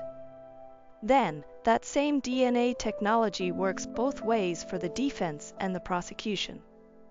Pauline's lawyer protested, saying the t-shirt wasn't even Frank's size. Nevertheless, the jury found that the evidence and assumptions presented at the trial were enough to convict Pauline. Pauline's guilty verdict and 180-year sentence were handed down despite forensic evidence proving his confession was false. The next trial was that of Albert Ian Schweitzer, who knew about Pauline's sentence and was surprised when prosecutors offered him a plea deal, given the lack of physical evidence. Albert Ian Schweitzer rejected the offer, maintaining his innocence. The prosecutor claimed Schweitzer's Volkswagen Beetle was involved in the crime, but several facts contradicted this assertion. Witnesses in the area where Dana was found reported seeing a pickup truck, not the Beetle, and forensic analysis of Schweitzer's car turned up no evidence linking it to the crime. Furthermore, Schweitzer only became the official owner of the Volkswagen in January 1992. Albert Ian Schweitzer was sentenced to 130 years in prison based on the testimony of Michael Ortiz, who claimed Albert Ian had confessed to the crime, and evidence of scratches on Albert Ian's car bumper. After seeing his brother convicted, Sean Schweitzer initially wanted to prove his innocence but eventually decided to take a plea deal due to concerns about the justice system failing him again. As part of his agreement with the prosecutor's office, Sean Schweitzer was required to testify against his brother and Frank Pauline, who were accused of playing a role in Dana Ireland's death. He was also required to take a polygraph test to prove his honesty. The polygraph test was administered on March 24, 2000, by an examiner from the State Attorney General's office. However, the test results showed that Sean was not truthful about his involvement in the crime. Despite this, he was still allowed to plead guilty to the lesser charges of kidnapping and involuntary deprivation of life. There was a discrepancy in the court records regarding the polygraph test results. Deputy Prosecutor Lincoln Ashida initially stated that Sean had failed the test, but later claimed that he had passed it. Sean was ultimately sentenced to 5 years probation, with credit for 18 months served. In an interview after his release, Sean stated that the decision to accept the plea deal was made by his family, who were concerned about the potential impact on his parents if both brothers were imprisoned. His brother, Albert Ian, who was later sentenced to 130 years in prison, recalled advising Sean to accept the deal to avoid serving life in prison, as imprisonment of both brothers might have been too stressful for their parents. Years later, Sean still feels remorseful for testifying against his brother and making a deal with the prosecutor. He and his family have struggled to move on from the case, and Sean has had a hard time finding a job due to the community's knowledge of the case. Community members made remarks about the case for years, causing Sean to experience disappointment and frustration. After being wrongfully convicted, Albert Ian Schweitzer and his family refused to give up the fight. In 2005, Albert Ian applied to the Innocence Project, an organization dedicated to re-examining convictions using new evidence and investigative techniques.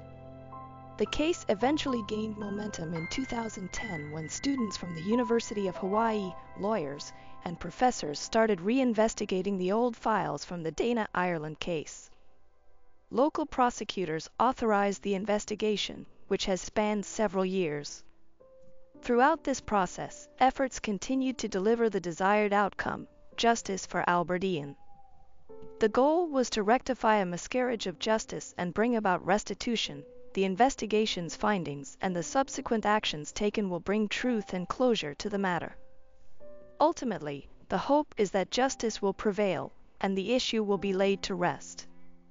Years passed and Mary Louise Ireland, Dana's mother, eventually passed away on her 92nd birthday in 2016.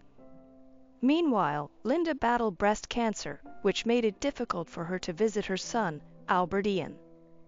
When Linda finally had the chance to see Albert Ian for the very last time, she was heartbroken. During this emotionally charged visit, Albert Ian expressed a final wish to his mother. He didn't want her to leave him, and the thought of saying goodbye was unbearable. He had always found it hard to see the people he loved leave, especially after losing his grandmother.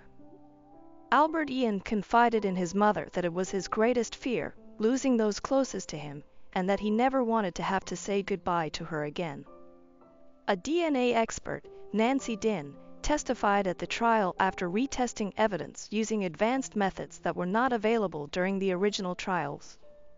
She explained that technology has improved significantly since 2000, allowing for the detection of details that were previously invisible.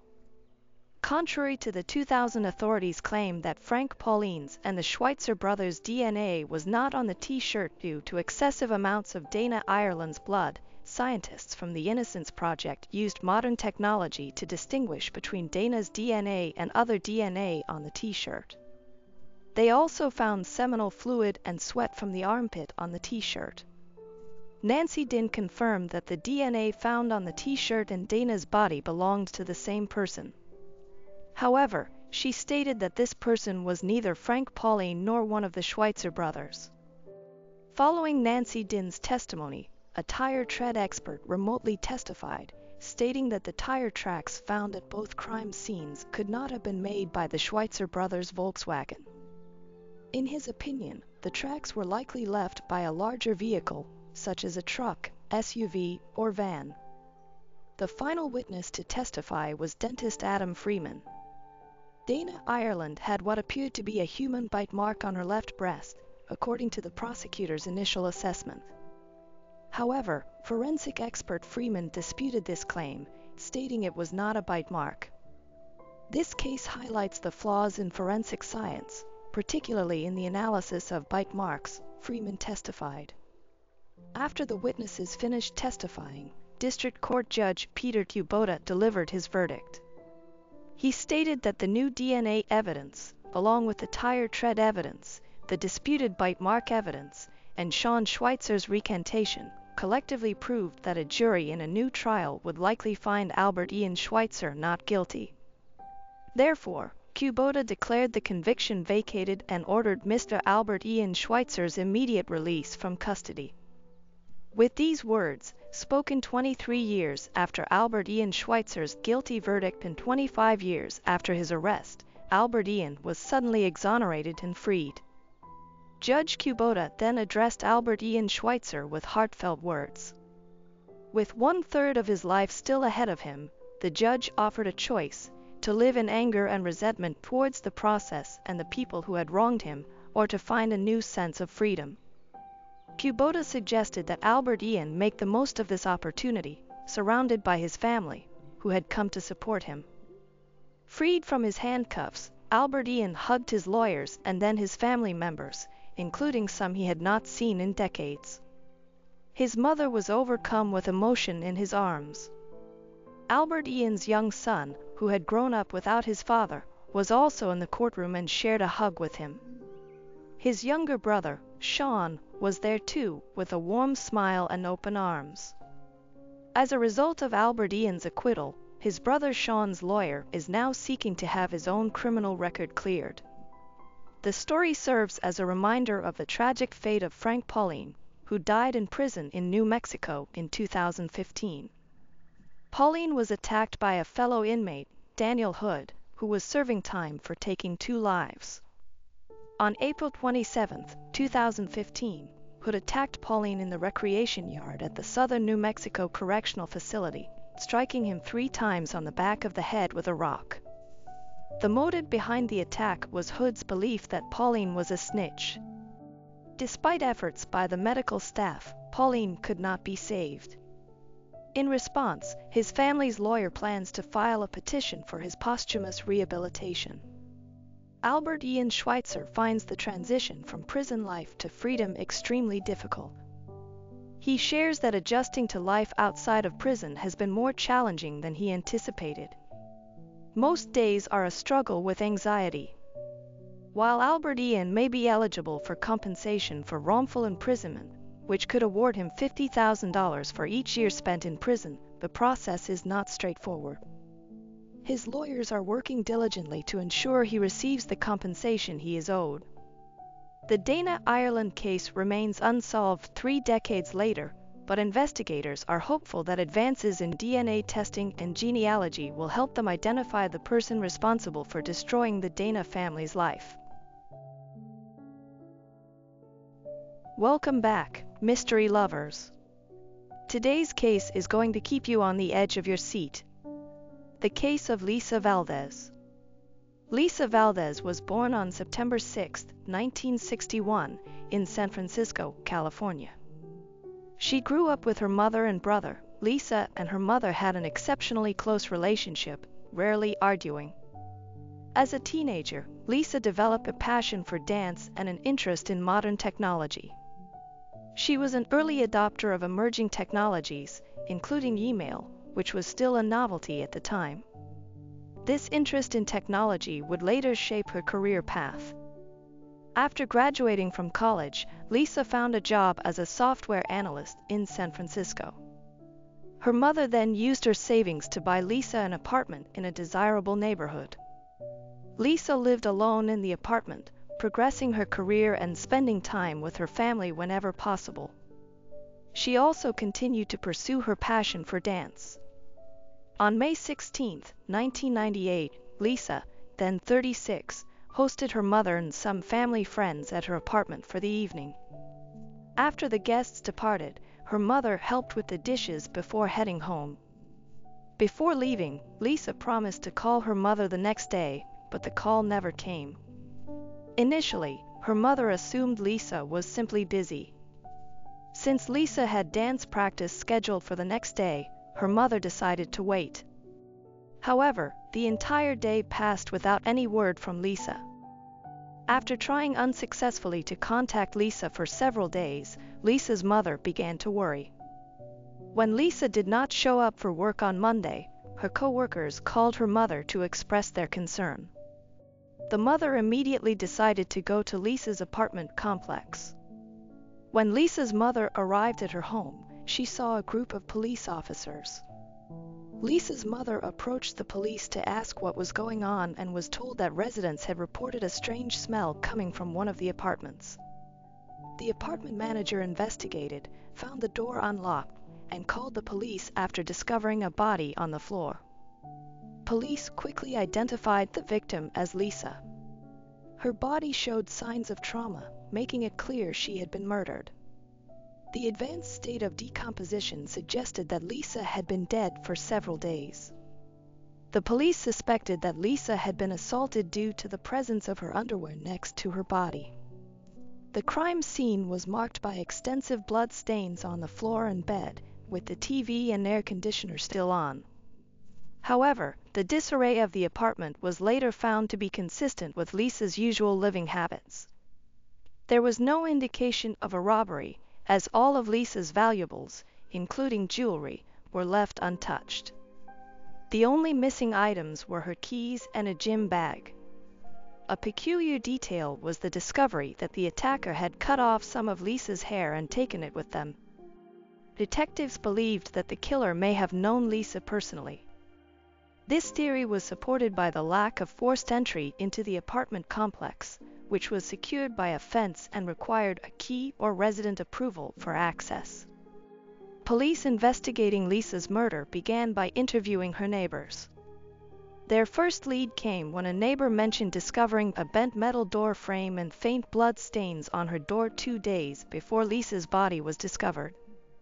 The neighbor had previously reported the incident to the building's management, but they had not notified the police.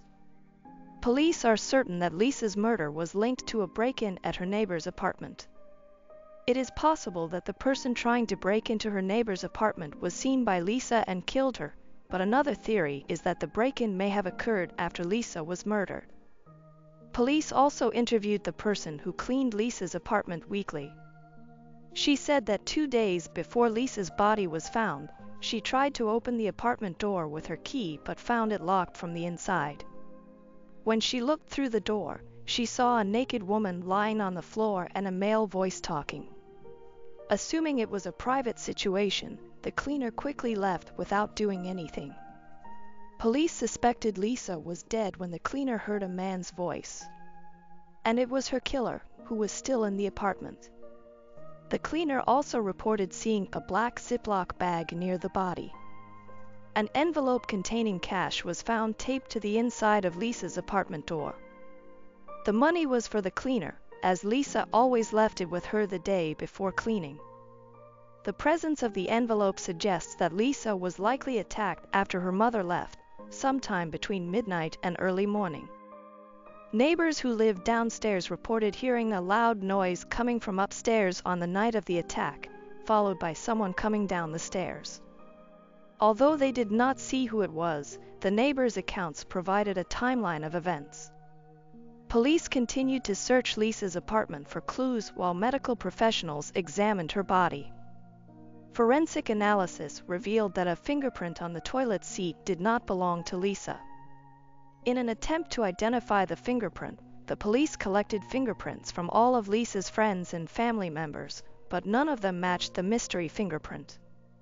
Detectives therefore suspected that the mystery fingerprint might belong to Lisa's killer. Medical examiners released their report, shedding new light on the case.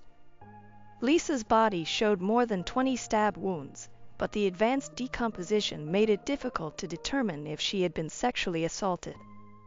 The medical team also discovered skin particles under Lisa's nails, which were likely to have come from her attacker, and sent them to the lab for analysis. One of the pillowcases showed multiple blood stains, which upon analysis were found to be a mixture of Lisa's blood and another person's. The police sent the blood stains to the laboratory for further testing. Police believe the killer may have accidentally injured himself when stabbing Lisa. At the scene, they discovered 2 bandages from a first aid kit in the toilet, which the killer may have used to bandage his wound. Additionally, the killer may have left fingerprints on the toilet seat when discarding the bandages.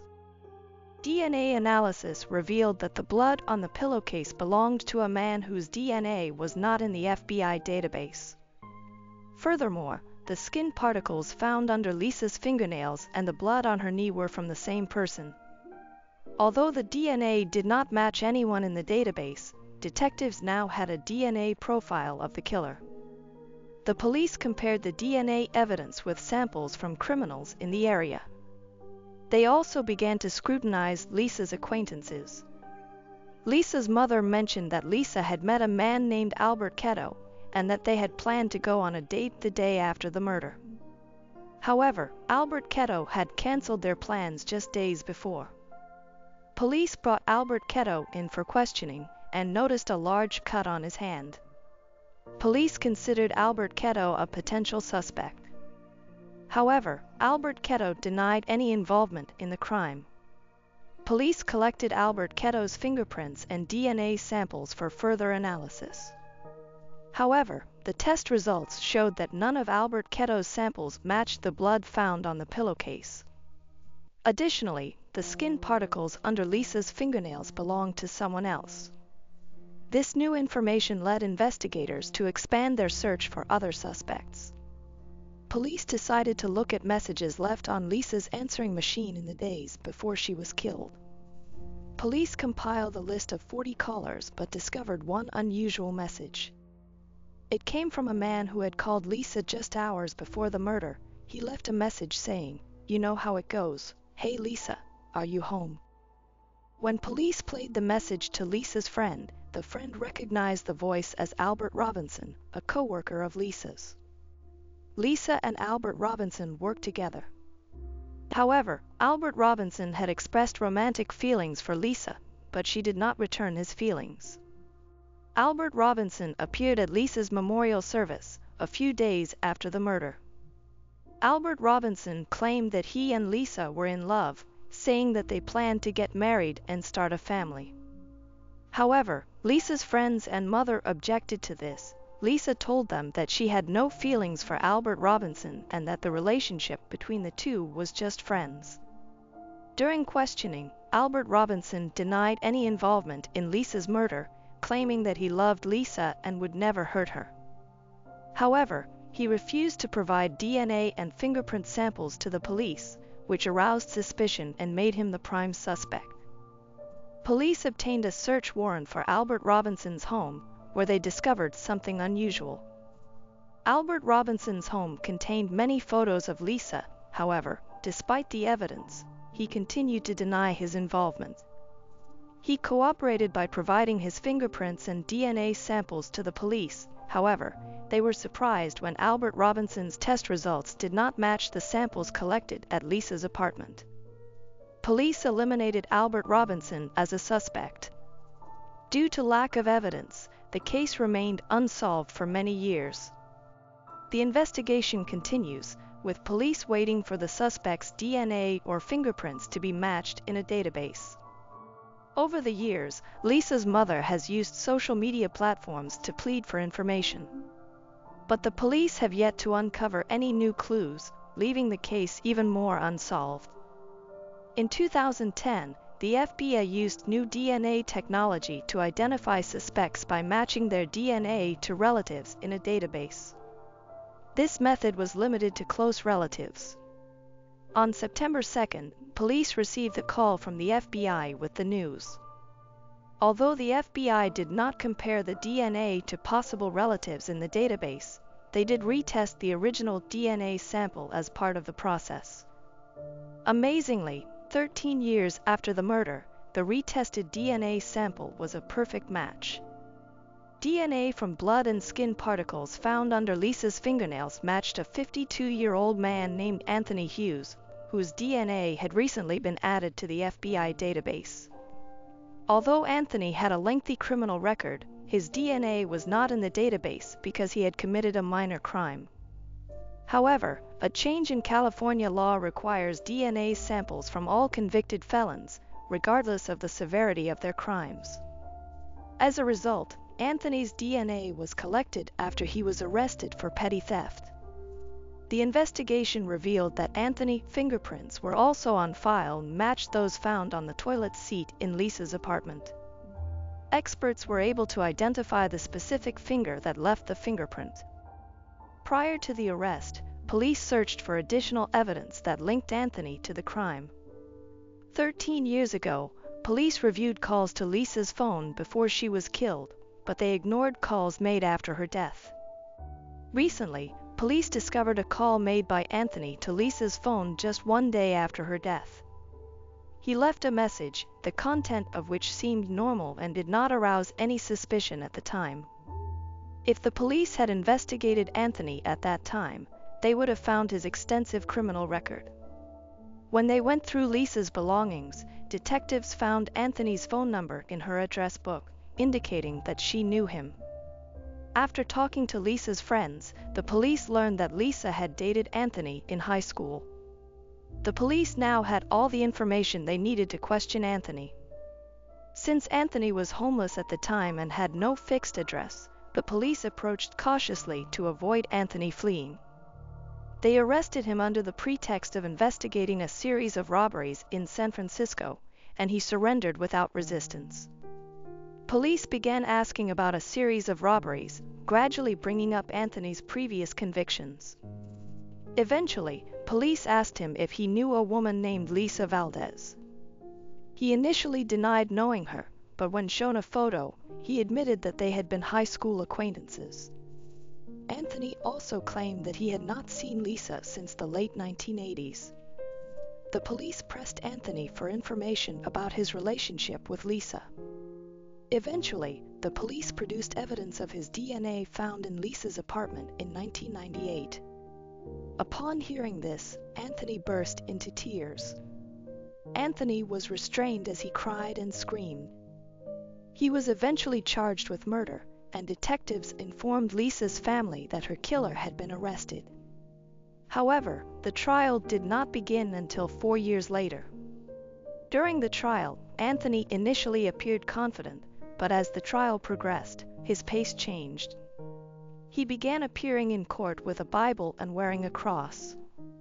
Anthony's lawyer argued that his client was incapable of committing the murder due to a medical condition that weakened his muscles, making movement extremely difficult.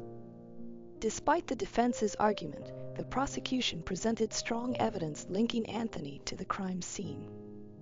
This included his skin cells found under the Lisa's fingernails, his blood on a pillowcase, and his fingerprint on the toilet seat. Anthony maintained his innocence, claiming he had not seen the Lisa since the late 1980s. The prosecution, on the other hand, proposed a different scenario. They believed Anthony had contacted the Lisa, visited her home, and attempted to engage in intimate relations with her. When she refused, he became enraged and killed her. As part of the crime, he cut off a portion of her hair and took it with him before fleeing the scene. Ultimately, the jury delivered a unanimous verdict, finding Anthony guilty of first-degree murder. However, the prosecution faced challenges in securing a conviction for sexual assault due to the advanced state of the Lisa's decomposition, which made it difficult to gather sufficient evidence. The charges were reduced from first-degree murder to second-degree murder, which carries a lighter sentence. Anthony was sentenced to life in prison with the possibility of parole after 16 years. Anthony has been in prison since then and continues to maintain his innocence. Anthony will be eligible for parole in 2031 at age 72. However, Anthony's chances of being paroled are slim, as parole boards typically view refusal to plead guilty as a lack of remorse. Hello friends, welcome to our channel. Today we're going to take a look at another horrible case with you, the case of Roxana Valdez. Roxana Valdez was born in 1957 in a small village in the province of Punta Arenas, Chile. Roxana married a man whose name is not publicly known, and they had a son together. However, the marriage was not successful, and they separated in 2011. As a single mother, Roxana faced significant challenges in her small village, where job opportunities were limited. The community's main occupation was farming and selling produce, and the local schools focused on teaching agricultural skills. Roxana worked at the Don Gregorio boarding school, which trained students to become agricultural technicians. Her role was a night supervisor, responsible for ensuring the students' behavior and slept at night. She did not have a direct role in raising the children. Roxana's son attended the same boarding school, as she was unable to care for him during the day due to her work in the fields. At the boarding school where Roxana worked, Claudio Muñoz Ramirez was the head of grounds maintenance. His nighttime work schedule led to him meeting Roxana. Despite their 14-year age difference, they discovered they had a lot to talk about. Roxana would often spend entire nights discussing school issues and her failed marriage with Claudio. They also shared commonalities in their personal lives. Claudio had 2 daughters he loved, but he felt disconnected from their mother and had considered divorce multiple times. However, he stayed in the marriage because of a promise he made to her late father. Over time, Claudio seemed to forget his promise and began spending more time with Roxana, away from his family. Eventually, he made a decisive move without explaining himself to his wife. He packed his belongings and left their home to be with Roxana, who happily welcomed him into her life. Their relationship moved forward quickly, but Roxana overlooked some important red flags. She welcomed a man she barely knew into her home, despite having children who needed her attention. As they had enjoyable conversations, Roxana failed to notice that Claudio had a temper and could be cruel. The first major incident occurred at the boarding school, where Claudio was in charge of cleanliness. During his scheduled cleanup day, some students refused to participate, which infuriated Claudio. He threatened to beat anyone who didn't help, despite having no teaching experience. Although it's unclear if he would have followed through on this threat, the students eventually started cleaning. Later, they collectively complained to the principal about Claudio's threats of physical violence. The principal, unhappy with Claudio, asked him to resign voluntarily. This was a significant setback, as the Don Gregorio boarding school was one of the few places in the area that offered stable and decent-paying jobs. After searching for work in fields and at fruit bases, Claudio realized it was a futile effort. He and Roxana decided to look for a better life elsewhere, but they left their son at the boarding school so he could continue his education. They didn't want to take any risks by bringing him along. To avoid relying on employers who had already let them down, Claudio and Roxana decided to start their own small business, a fruit kiosk. They moved to Molina, a commune a couple of hours from the Chilean capital, known for its vineyards and wine exports. Roxana and Claudio bought a kiosk near their new home, found suppliers for vegetables and fruits, and started their small family business. Claudio took care of purchasing and transporting products, while Roxana handled sales throughout the day. They couldn't afford to hire an employee, as it would add to their expenses, and they worried that someone else might not take care of the perishable goods properly. Claudio became visibly upset and angry when he discovered Roxana was pregnant with their first child. This was a moment that required serious thought, but Roxana, caught up in their new relationship and thriving business, agreed with Claudio's suggestion to give the baby to her relatives to raise after birth. However, Roxana suffered a miscarriage afterwards. Following this, Claudio's behavior changed significantly. He frequently yelled at Roxana and occasionally turned violent. Neighbors, tired of the constant noise, often called the Chilean police, the carabineros, to intervene in their domestic disputes. One time, when the carabineros responded to a call, they found Roxana in tears and partially undressed, fleeing the house with Claudio chasing after her. Roxana revealed to the officers that she was suffering from ongoing domestic abuse, which had caused her miscarriage. The incident left her needing psychological support. However, as time went by, they seemed to put their issues behind them and continued living together as if nothing had happened. After the incident, Claudio should have faced charges, but Roxana chose to forgive him and give him another chance. She made him promise that it wouldn't happen again. Although Claudio promised to change, his past behavior with his ex-wife suggested that his words might not be reliable. Sadly, the past repeated itself. Claudio stopped physically abusing Roxana, but he started going out to local bars at night, drinking heavily and spending a lot of their family's money on alcohol and encounters with women. Roxana put up with her husband's behavior, hoping that he would settle down once they had a child. In a way, she was correct. After Roxana gave birth to a healthy child in 2013, Claudio changed his ways. He stopped going out and focused on their business, which was growing and needed more attention. They expanded their business by buying another kiosk and vehicle for transporting products. Roxana also invested in firearms for protection, as they lived and worked in areas that weren't very safe. The family's assets appeared to increase substantially, but this growth was only theoretical.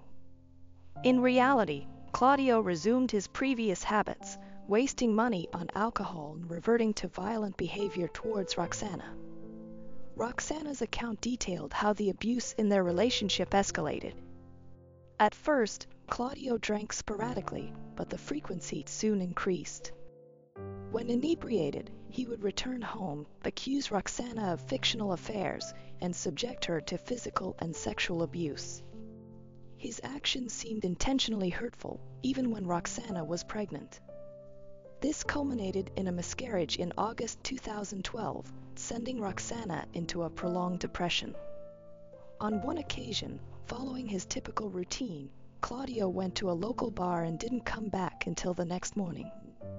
Roxana, accustomed to his behavior, still felt anxious about him. It was later discovered that Claudio had taken 5 million Chilean pesos, equivalent to around $6,000, which Roxana had obtained from selling her mother's house. He spent this money on alcohol and visits to brothels. Roxana was shocked and felt betrayed when she discovered that Claudio had taken the money meant for their shared business, which was hidden in their daughter's room. When Claudio came home late that evening, Roxana confronted him about the missing money. However, Claudio was uninterested in discussing the issue and instead hit Roxana, admitting that he had squandered all the money. This incident was the final straw for Roxana. Without saying a word, she went to their bedroom, retrieved a revolver that was meant for protection against local criminals, and shot Claudio in the chest. Claudio died instantly. Roxana was surprised by her own drastic action and attempted to stop the bleeding from the gunshot wound, but it was too late. The close-range shot from the .38 caliber revolver was fatal. In her testimony, Roxana expressed deep remorse and acknowledged the immorality of her actions. She confessed that when she retrieved the revolver, her intention was not to intimidate Claudio but to kill him. Roxana remembered the numerous times Claudio abused and assaulted her, and how she failed to report him to the authorities due to fear. She was afraid of being alone, especially after they had a child together. After shooting Claudio, Roxana's main concern was how it would affect their daughter if she were imprisoned and the child was sent to an institution. That night, Roxana decided to get rid of the body and report Claudio missing. She knew the police were aware of his frequent disappearances during drinking binges. As a delicate woman, disposing of the body was a daunting task. She decided to remove it piece by piece, using kitchen knives to cut the limbs and head. The process required 5 knives, as they kept becoming dull.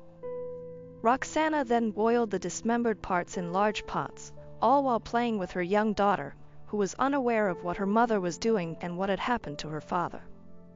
Roxana's calculated approach to disposing of the body, while trying to maintain a sense of normalcy for her daughter, shows the complexity and desperation of her situation. The day after cooking and cooling the body parts, Roxana packed them into separate plastic containers labeled by body part, hands, legs, head, and torso, and then placed each container into a garbage bag. She loaded the bags into her car and drove to St. Lucia to scatter them on a vacant lot. Before leaving, she cleaned her house thoroughly with bleach. However, upon arriving in St. Lucia, Roxana couldn't bring herself to dispose of the bags, despite finding a suitable location. Roxana was nervous during the drive, constantly feeling like she was being watched and fearing that the police would stop and search her car. This fear escalated into panic, prompting her to devise a backup plan involving her daughter, where she would pretend to rush her to the hospital if stopped by police. She even considered pinching her daughter to make her cry louder and make the situation more believable. Since Roxana couldn't discard the remains, she returned home and hid the bags in the garage. She then cleaned the interior of her car with bleach again and visited Claudio's relatives. She told the police that Claudio had stolen a large sum of money and hadn't been home for days, but they simply shrugged off her claims. Roxana visited her mother and brother, who were alarmed by her condition. She wasn't eating, had a glazed expression, and kept asking the same questions. The only question she answered clearly was about Claudio's absence, claiming he was delayed due to a flat tire while buying goods for their store. Overwhelmed by her thoughts and the hidden evidence, Roxana broke down and asked her brother for help. When he arrived, she revealed everything and showed him the containers. Her brother was shocked. Roxana wanted to unburden herself and share the traumatic experiences she had with Claudio, but she primarily needed her brother's help to dispose of the containers holding the body. However, her brother refused, fearing he would be implicated as an accomplice and face police involvement. He urged Roxana to confess to the Chilean police, the Carabineros, and threatened to do it himself if she didn't. Disappointed but with no alternative, Roxana decided to cooperate. That night, she went to the 4th police station to make a significant statement. The officers, who knew her, initially assumed she was there to report her problematic husband. However, they were stunned by what she revealed. Roxana was arrested on the spot. News of her arrest spread quickly, drawing numerous journalists to the station. As the journalists waited, Roxana was eventually brought out, visibly distressed and in handcuffs. Before being escorted into a police car, she exclaimed, "I was afraid he would kill me one day." At first glance, the case seemed straightforward. Roxana had confessed, provided evidence, and surrendered voluntarily. Nevertheless, prosecutor Monica Bisos was skeptical of Roxana's easy confession and wanted a more thorough investigation. Prosecutor Bisos asked to extend Roxana's arrest to allow for further forensic examination. The goal was to determine if Claudio was still alive when his body was dismembered, which would have led to a longer sentence for Roxana. The judge agreed to a 60-day detention to continue the investigation. At the same time, Roxana's lawyer, Carolina Gutierrez, argued that Roxana committed the crime under extreme emotional distress. This could have been made worse by postpartum depression and the domestic abuse she suffered. Gutierrez highlighted Roxana's cooperation with the authorities and her voluntary confession as reasons for a more lenient sentence. However, forensic results later showed that Claudio died from a gunshot wound to the chest, disproving the prosecution's theory that he was alive during dismemberment. As a result, the factors that would have increased Roxana's sentence were dismissed. Another lawyer, Juan Pablo Cardenas, pointed out that the gun used in the murder was registered. He also noted that Roxana first reported domestic violence to the police just 20 days after they moved in together. Psychologist Rodrigo Valenzuela conducted a medical examination and presented documents to the court showing that Roxana was severely mentally unstable when the crime occurred. This instability, linked to the loss of 2 children, meant she wasn't fully aware of her actions. Additionally, forensic results revealed that Claudio had a high blood alcohol level at the time of his death on April 17, 2015. Roxana's trial began after a year of investigations and evidence gathering. During the trial, Roxana refused to make statements due to her distress over the media portrayal. Prosecutors emphasized the severity of the crime, but couldn't prove premeditation. The defense argued that Roxana acted in self-defense against a man who had brutally mistreated her for years. The court hearing in Chile lasted several weeks, captivating the entire nation. Prosecutor Monica sought a 15-year prison term for Roxana, the accused. After considering the defense and the jury's input, the judges sentenced Roxana to 6 years in a correctional facility with a relatively lenient regime. Claudio's family, who had hoped for a life sentence or even the death penalty for Roxana, were outraged by the court's decision. They had already been upset when the prosecutor requested a 15-year sentence, which they felt was too lenient. The family attempted to downplay any history of domestic violence and claimed that Claudio, a financially independent businessman, would not have stolen $6,000 from Roxana. Additionally, they alleged that Claudio had confided in them about Roxana's threatening behavior, stating that she would often retrieve a revolver from the closet and threaten to kill him. In a press interview, Claudio's sister shifted the blame to the Chilean state, arguing that the country's judicial system is corrupt and fails to deliver justice, as evidenced by the relatively short sentence given to Roxana, which she compared to punishments for minor thefts. Giselle, Claudio's first wife, spoke out in his defense. She stated that Claudio was never violent during their many years together. In contrast, Roxana frequently started arguments due to her jealousy and possessiveness. Roxana was initially imprisoned, but after serving 2/3 of her sentence, she was transferred to a semi-open education center in Tala for good behavior. She was allowed to stay in contact with her daughter and was eventually released early. The media reignited public interest in the case, and many people were outraged by her early release. However, some individuals, despite viewing Roxana as a murderer, believed her actions were justified because they saw her as a victim. The debate surrounding this case continues to this day. This story emphasizes the severe consequences that can occur when domestic violence is not addressed promptly. Hello friends. Welcome to our channel. Today we're going to take a look at another horrible case with you. The case of Lily James. Lily James was born in May 2002 in Yamba, New South Wales, Australia.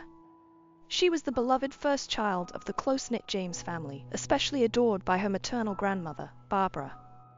Growing up by the ocean with her younger brother Max, Lily was known for her active and enduring nature, with a passion for swimming. Her father, who coached water polo at an Anglican girls' school, supported her interest. Her friends remembered her as sociable, friendly, and excelling in her studies, always willing to help others, which made her very popular. In her upper school years, Lily's achievements in academics, sports, and community life were recognized, and she was considered one of the best students. Her incredible talent to excel in all areas of activity was undeniable. She also had a passion for the dramatic arts, which led her to participate in the theatre and dance club. She was eventually invited to perform at the famous Woodford Folk Festival, one of Australia's largest annual events. During the event, Lily impressed the audience with her rendition of a monologue from William Shakespeare's Macbeth, showcasing her skills, charisma, and allure, and securing second place in the theatre category. In 2018, Lily passed her beginner's driving test, adding to her list of accomplishments. Her athletic successes were also noteworthy, as she began to pursue water polo professionally, earning the title of swimming champion in the under-17 category. Her parents were thrilled with her successes and celebrated each accomplishment grandly. By her senior year, Lily had decided to focus on a sports career, and in 2020, she enrolled at Sydney Technological University to pursue a bachelor's degree in sports business management. In 2021, Lily started a new job as a water polo coach at St Andrew's Cathedral School to gain teaching experience and spice up her college routine. Thanks to her youth, vibrant personality, and love for sports, she quickly connected with her colleagues, the administration, and her students, trying to find a unique approach to each student and highlight their strengths. It was during this time that Lily met Paul, the new cricket and hockey coach, who caught her attention. Initially, their interaction was friendly and limited to mutual greetings, but it later developed into a romance. Lily fell in love, unaware of Paul's true nature. He showered her with compliments, gave her flowers, and organized evenings together. They agreed to keep their relationship private due to school policy and Lily's personal beliefs. However, over time, rumors began to spread, and Lily discovered that Paul had broken their agreement and portrayed her in a negative light.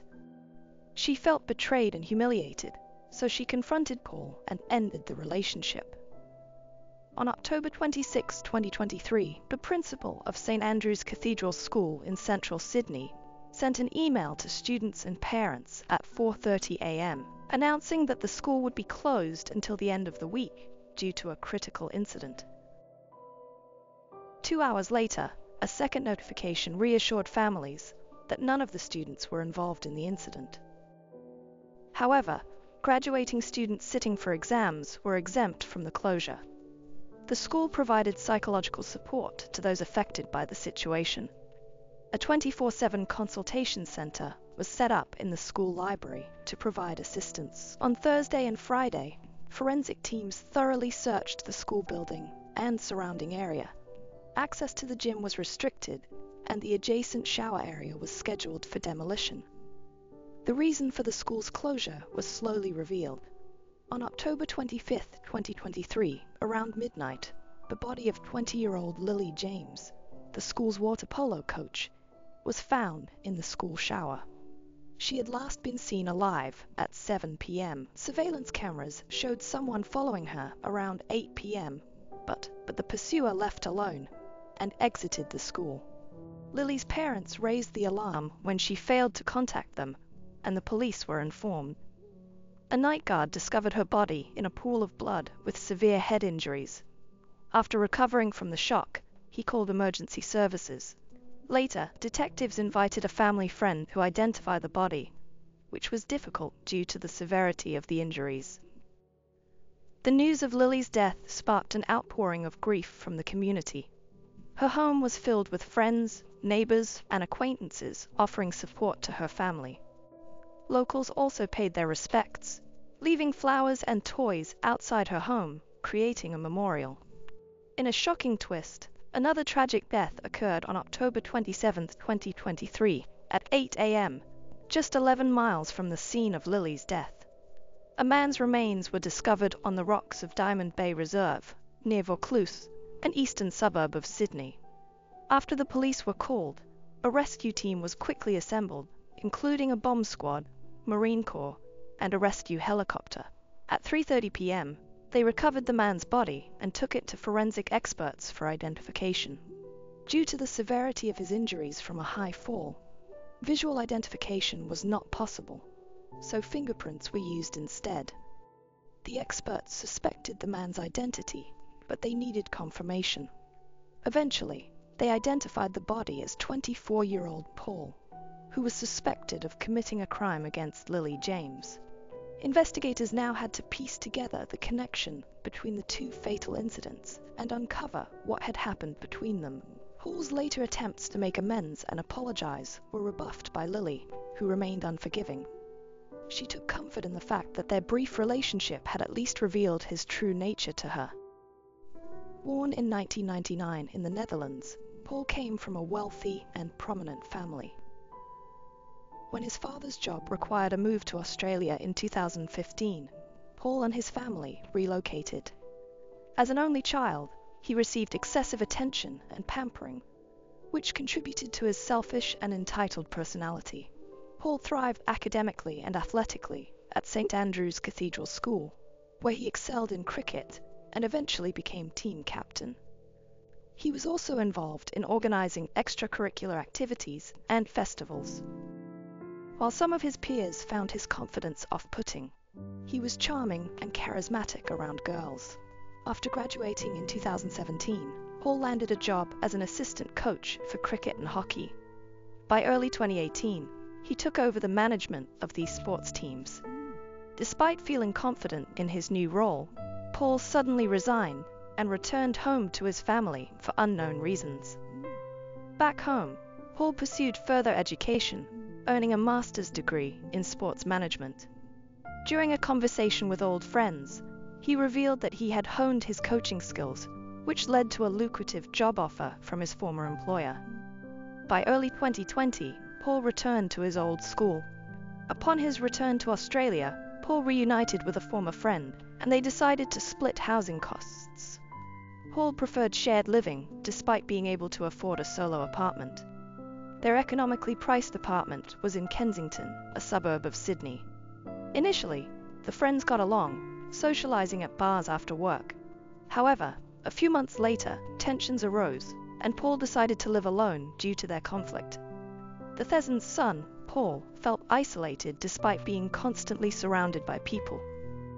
His parents suspected he had not had a serious romantic relationship. In March 2020, an 18-month lockdown in Australia, Paul was stuck in the country, unable to visit his family due to the risk of infection.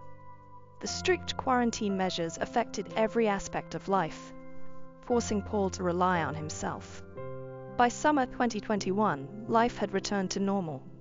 However, it became apparent that the isolation had taken a toll on Paul's relationships. When he resumed his activities, people noticed a change in his character and behavior. Paul bounced back, becoming a key player on the hockey team and maintaining an active lifestyle, even appearing in match advertisements. Paul's behavior became increasingly disturbing. Friends and acquaintances reported seeing him lash out in uncontrollable anger, a side of him they had never witnessed before. Rumors also circulated at school that he had an inappropriate interest in his female students, often flirting with them and making them feel uncomfortable. Despite this, Paul was still highly regarded for his coaching skills, which significantly contributed to the team's success in the Australian Hockey League. However, his personal life began to unravel when his girlfriend Lily ended their relationship after he was put on trial. The investigation into Paul's involvement in her murder quickly gained momentum. Surveillance cameras inside and outside the area where the body was found played a crucial role in identifying him as the prime suspect.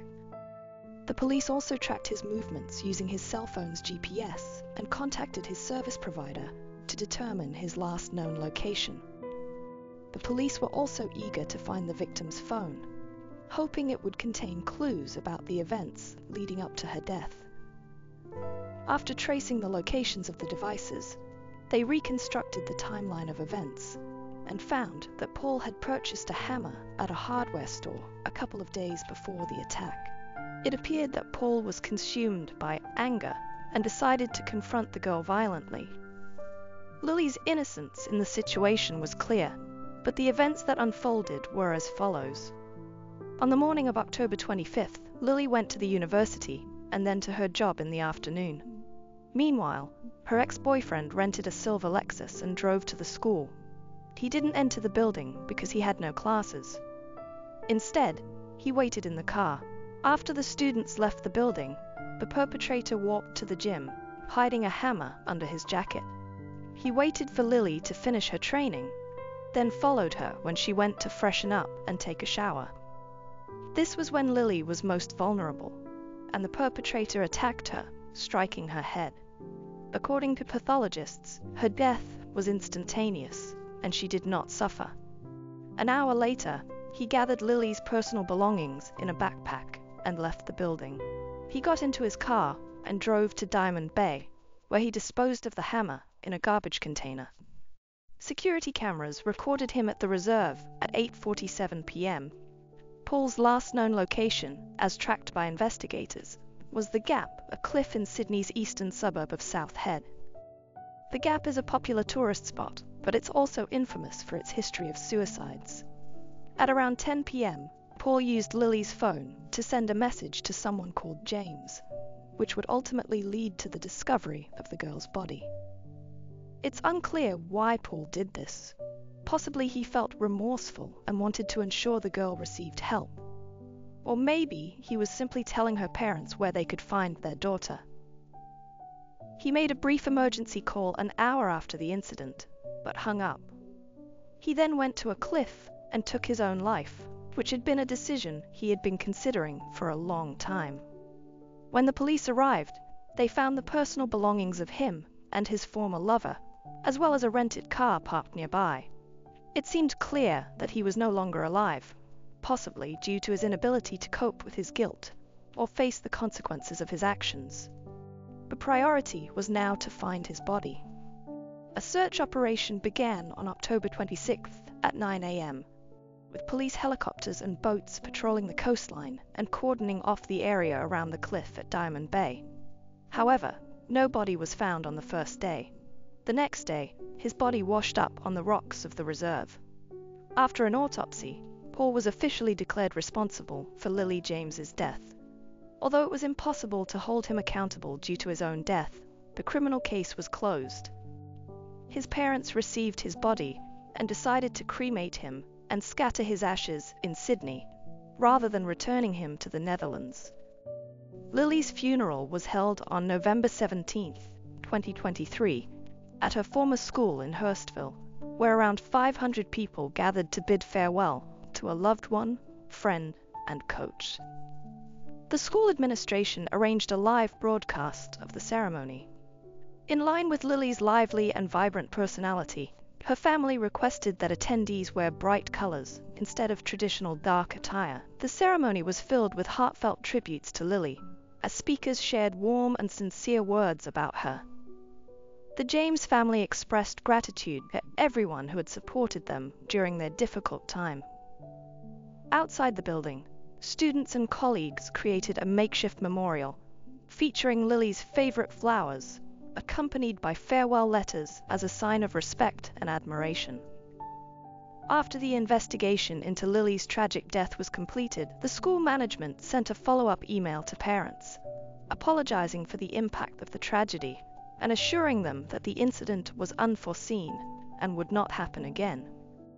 While many were shocked that a place of safety had been breached, the administration encouraged students to view this as an isolated incident and continue their education with renewed enthusiasm. Renowned forensic psychologist Tim Watson-Monroe, an expert in analyzing the minds of both criminals and victims, was consulted about Paul's actions. His analysis revealed that Paul's behavior was characteristic of individuals with inflated self-esteem who cannot accept rejection. According to Monroe, Paul did not act impulsively, but rather deliberately and without remorse. Monroe believed that Paul took his own life to avoid taking responsibility and facing shame for his actions. He described Paul as a narcissistic individual with psychopathic tendencies. Monroe also distinguished Paul's case from the tragic tale of Romeo and Juliet, as their narratives were fundamentally different. Ultimately, Paul's pride and ego clouded his judgment, leading him to make devastating decisions. He failed to appreciate the love and companionship of Lily, and instead chose deceit and betrayal. In the end, Paul's selfishness resulted in the loss of Lily's life, as well as enduring suffering for both their families. His actions were a bitter repayment for the care and attention he received from those who loved him. Hello friends, welcome to our channel. Today we're going to take a look at another horrible case with you, the case of Sinead Brooke Edwards. Sinead Brooke Edwards was born in 1989 in Warrnambool, Australia. Sinead grew up with her parents and older brother Tyson. Although her early life and upbringing are not well documented, her loved ones remembered her as an adventure seeker who loved nature, hiking, motorcycling, and animals. She was a kind-hearted, genuine person who formed deep, sincere connections with others, showing generosity, patience, love, and kindness to everyone she met. In 2019, Sinead traveled to Georgia, a country that had long fascinated her with its natural beauty, rich history, and landmarks. Her boyfriend, Maori El Sayed, a Lebanese national, had planned to join her in Georgia, but was unable to do so because the country's borders were closed to unvaccinated individuals at the time. Sinead resided in Tbilisi, the capital of Georgia, where she worked as an English teacher. This allowed her to support herself financially while exploring the country and visiting new destinations. She formed close bonds with like-minded friends who shared her passion for travel. On July 29, 2021, Sinead uploaded a photo to her social media profile, captioning it with the single word, joy. The image was taken during a scenic motorcycle ride, an activity she thoroughly enjoyed. The following day, July 30, 2021, Sinead decided to hike up Matatsminda, a popular tourist attraction situated in the heart of Tbilisi. According to her friends, Sinead would often take leisurely strolls in the wooded area near the mountain, and she had never encountered any issues or threats to her personal safety. On July 30, 2021, Sinead left her residence around 3:30 p.m.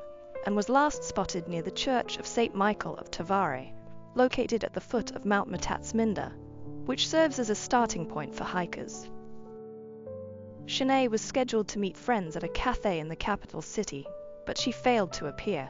When attempts to reach her by phone proved unsuccessful, her friends decided to file a missing persons report with the local authorities. Meanwhile, a friend of Sinead's living in California grew concerned and placed the call to Sinead's phone. When the call was answered, Sinead could be heard screaming, "Please let me go, okay? Just let me go," indicating that she was being attacked and desperately seeking release. The call was abruptly disconnected, and when Sinead's friend tried to call back, there was no answer. There are conflicting accounts of what Sinead's friend in California did next. According to some reports, she posted an urgent message to a Facebook group comprised of expats living in Georgia, asking someone to alert the police to the disturbing phone call. Other sources claim that Sinead's friend directly contacted the Georgian police and relayed the distressing details. It is certain that within hours of Sinead making a frightening phone call, Georgian police became aware of it and began to investigate. Hundreds of police officers and volunteers were deployed to search the area, focusing on the slopes of Mount Matatsminda. The search party utilized search dogs and drones, but Sinead remained missing. By sunset, her phone was still off, and she had not visited any local hospitals. This lack of progress was ominous, as was confirmed the following day. Tragically, on July 31st, after an extensive search, 31-year-old Sinead Brooke Edwards was discovered deceased near a hiking trail. The perpetrator attempted to conceal evidence by hiding the body under tree branches and leaves. A knife, believed to be the crime weapon, was found nearby. Sinead's phone was soon discovered on the mountainside. Further inspection of the crime scene revealed an old, rusty shovel, a fireplace, used needles, and numerous empty bottles. Georgia's Interior Minister revealed to local media that the police have uncovered information not yet disclosed to the public to protect the integrity of the investigation. He assured that the ministry and police officers are doing everything possible to find the perpetrator. The forensic examination of Shanae's body revealed 13 stab wounds, with 5 in the neck area, leading the police to conclude that the perpetrator undoubtedly intended to kill the young woman. Signs of strangulation were also found on her neck. After the authorities officially confirmed Shanae's death, the media reported that the crime was motivated by lust, but the Georgian police denied this, citing the forensic medical examiner's failure to find any signs of a crime against the woman's integrity. Shanae's boyfriend, Mudiel Syed, has vowed to track down the culprit, no matter how long it takes, and exact revenge. Shanae's death was a devastating blow to her friends, and a particularly traumatic experience for her family, who lived on another continent. They faced the difficult task of transporting her body back home, while the police worked to identify the perpetrator. Although the police are directly responsible for preventing crimes and capturing criminals, in this case, there was an added concern. Georgia's billion-dollar tourism industry could be severely impacted by the fact that a tourist had lost her life in the capital city, a popular tourist destination. The police conducted an extensive investigation, interviewing over 200 people, including Shanae's friends, co-workers, neighbors, and employees and visitors of Matatsminda Park. They examined the roots of the case and reviewed video footage of Shanae's movements on the day she went missing. In an expat Facebook group, a local woman reported hearing a woman screaming on the trails below Matatsminda Park around an hour after Shanae left home. Another woman in the same group claimed to have witnessed a disturbing scene on the mountain the day before Shanae went missing, in which a man was seen aggressively assaulting a woman in the same area where the crime eventually took place. At the same time, the laboratory analyzed the crime weapon and discovered a male DNA sample, but no matches were found in the Georgian police database. Consequently, the samples were sent to the databases of 194 Interpol member states for further checking. Witness interviews revealed that Shanae had no enemies, no history of conflict with anyone, and no association with individuals of questionable character, suggesting she may have been a random victim of a crime with an unclear motive. The police conducted a meticulous investigation, collecting genetic samples from several dozen individuals who could potentially have been involved in the crime, and subjected each to rigorous scrutiny. Following a thorough and multifaceted investigation, authorities were able to narrow down the list of suspects until they found a DNA match. 40 days after Shanae Brooke Edwards' death, the Georgia police released a statement announcing the arrest of a 33-year-old man, Rafael Marsokolov, a Georgian citizen born in 1988. The evidence gathered during the investigation, including testimony, surveillance footage, genetic tests, and other proof, led to his arrest on September 8. Marsokolov's lawyer stated that his client denies all charges, including robbery and the murder of Shanae Brooke Edwards, and has pleaded not guilty. The lawyer claimed that Marsokolov was not involved in the case and has chosen to exercise his right to remain silent. After Marsokolov's identity was made public, his image was broadcast on television. A woman from the Georgian capital took to Facebook to share a post revealing that her friend had been attacked by 2 men on Mount Matatsminda a few months prior. And although the police were aware of the perpetrators' identities, the case was closed.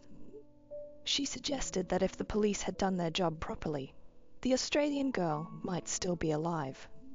Additionally, Marsokolov's own Facebook page revealed that he was an activist for the ruling Georgian Dream Party.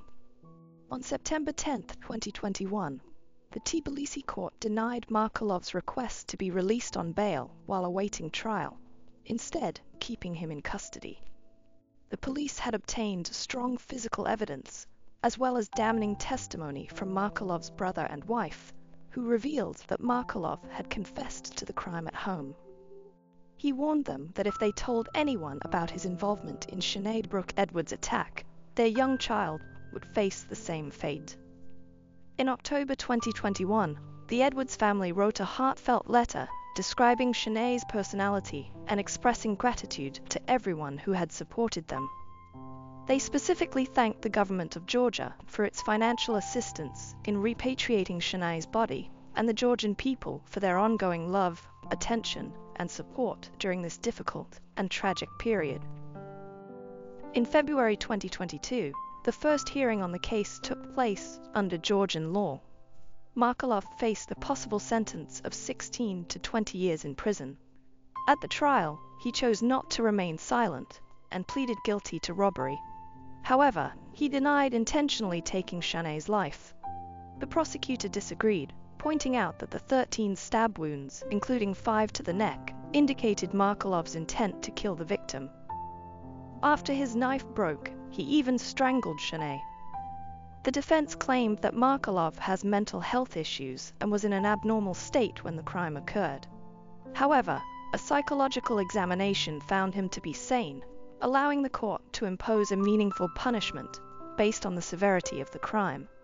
The prosecutor noted that Markelov's blood tested positive for powerful drugs at the time of his arrest, but this did not diminish his guilt.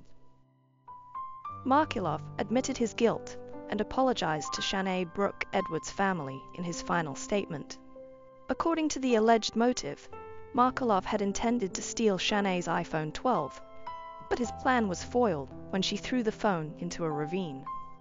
Only 2 people knew what happened that day, and sadly, one of them is no longer alive to tell the tale.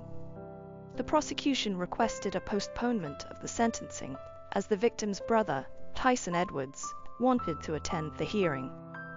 In a statement, Shanae Brooke Edwards' family urged the Georgian justice system to impose a life imprisonment sentence on Rafael Markelov, citing the tragic and devastating loss of their loved one, who left behind many grieving friends and family members. On March 9, 2022, a trial was held, at which Rafael Markelov was found guilty. Representing the family, Shanae's brother Tyson again requested that the defendant be given a life sentence.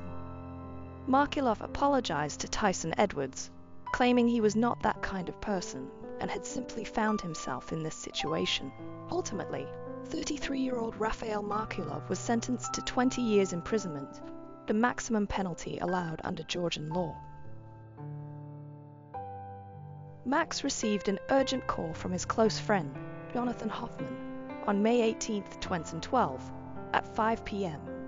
Both were seniors at Farmington Central High School in the affluent West Bloomfield area near Detroit, Michigan.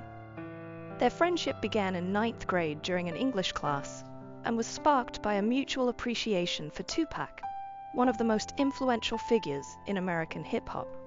Jonathan confided in Max that he had recently failed a court-mandated drug screening.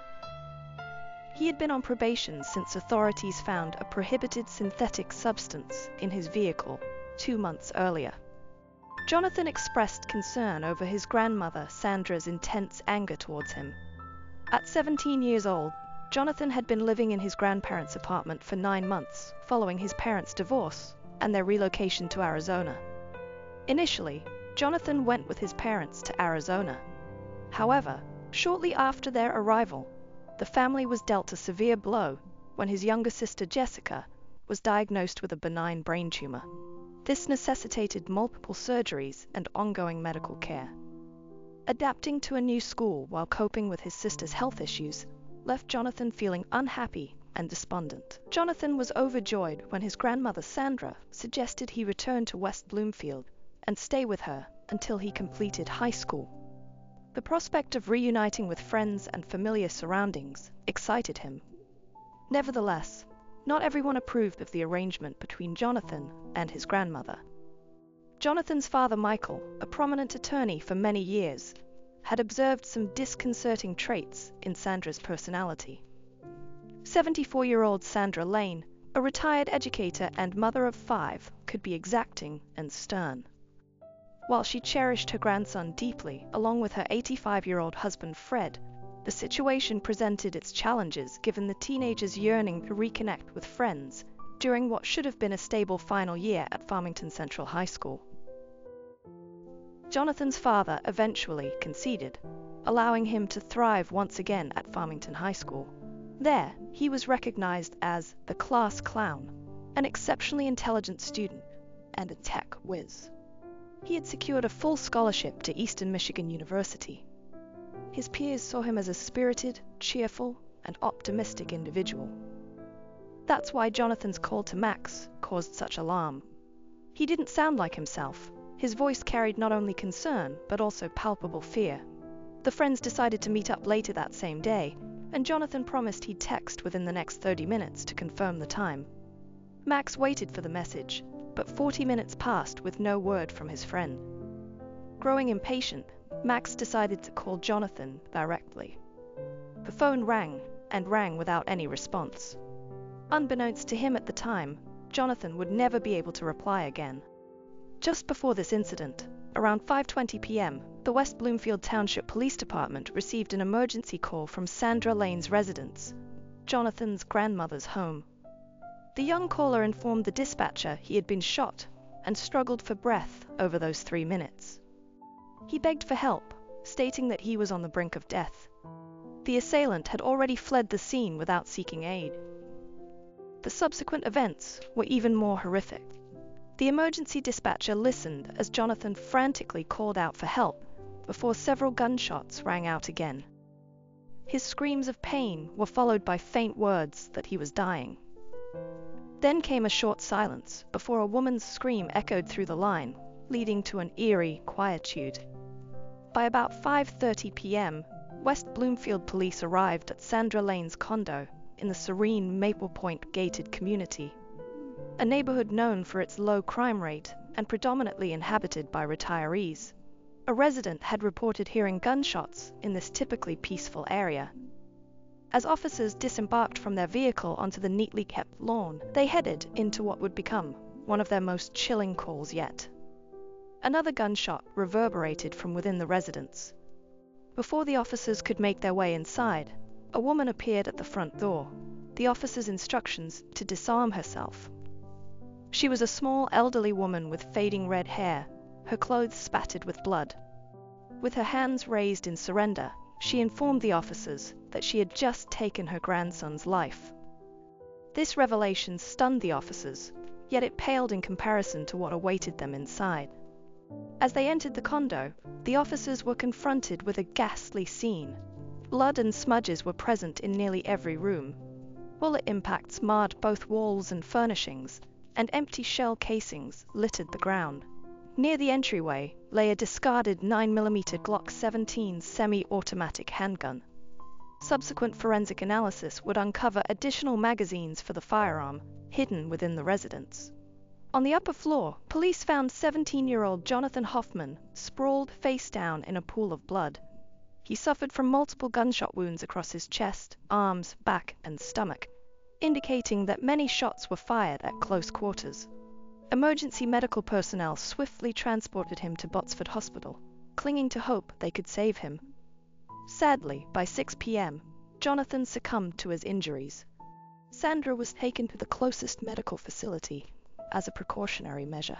Medical professionals conducted various examinations to confirm her well-being. The next day, Sandra Lane faced charges for her grandson's homicide and was detained without bail while awaiting trial for either first or second-degree murder, her guilt left to be determined by a jury.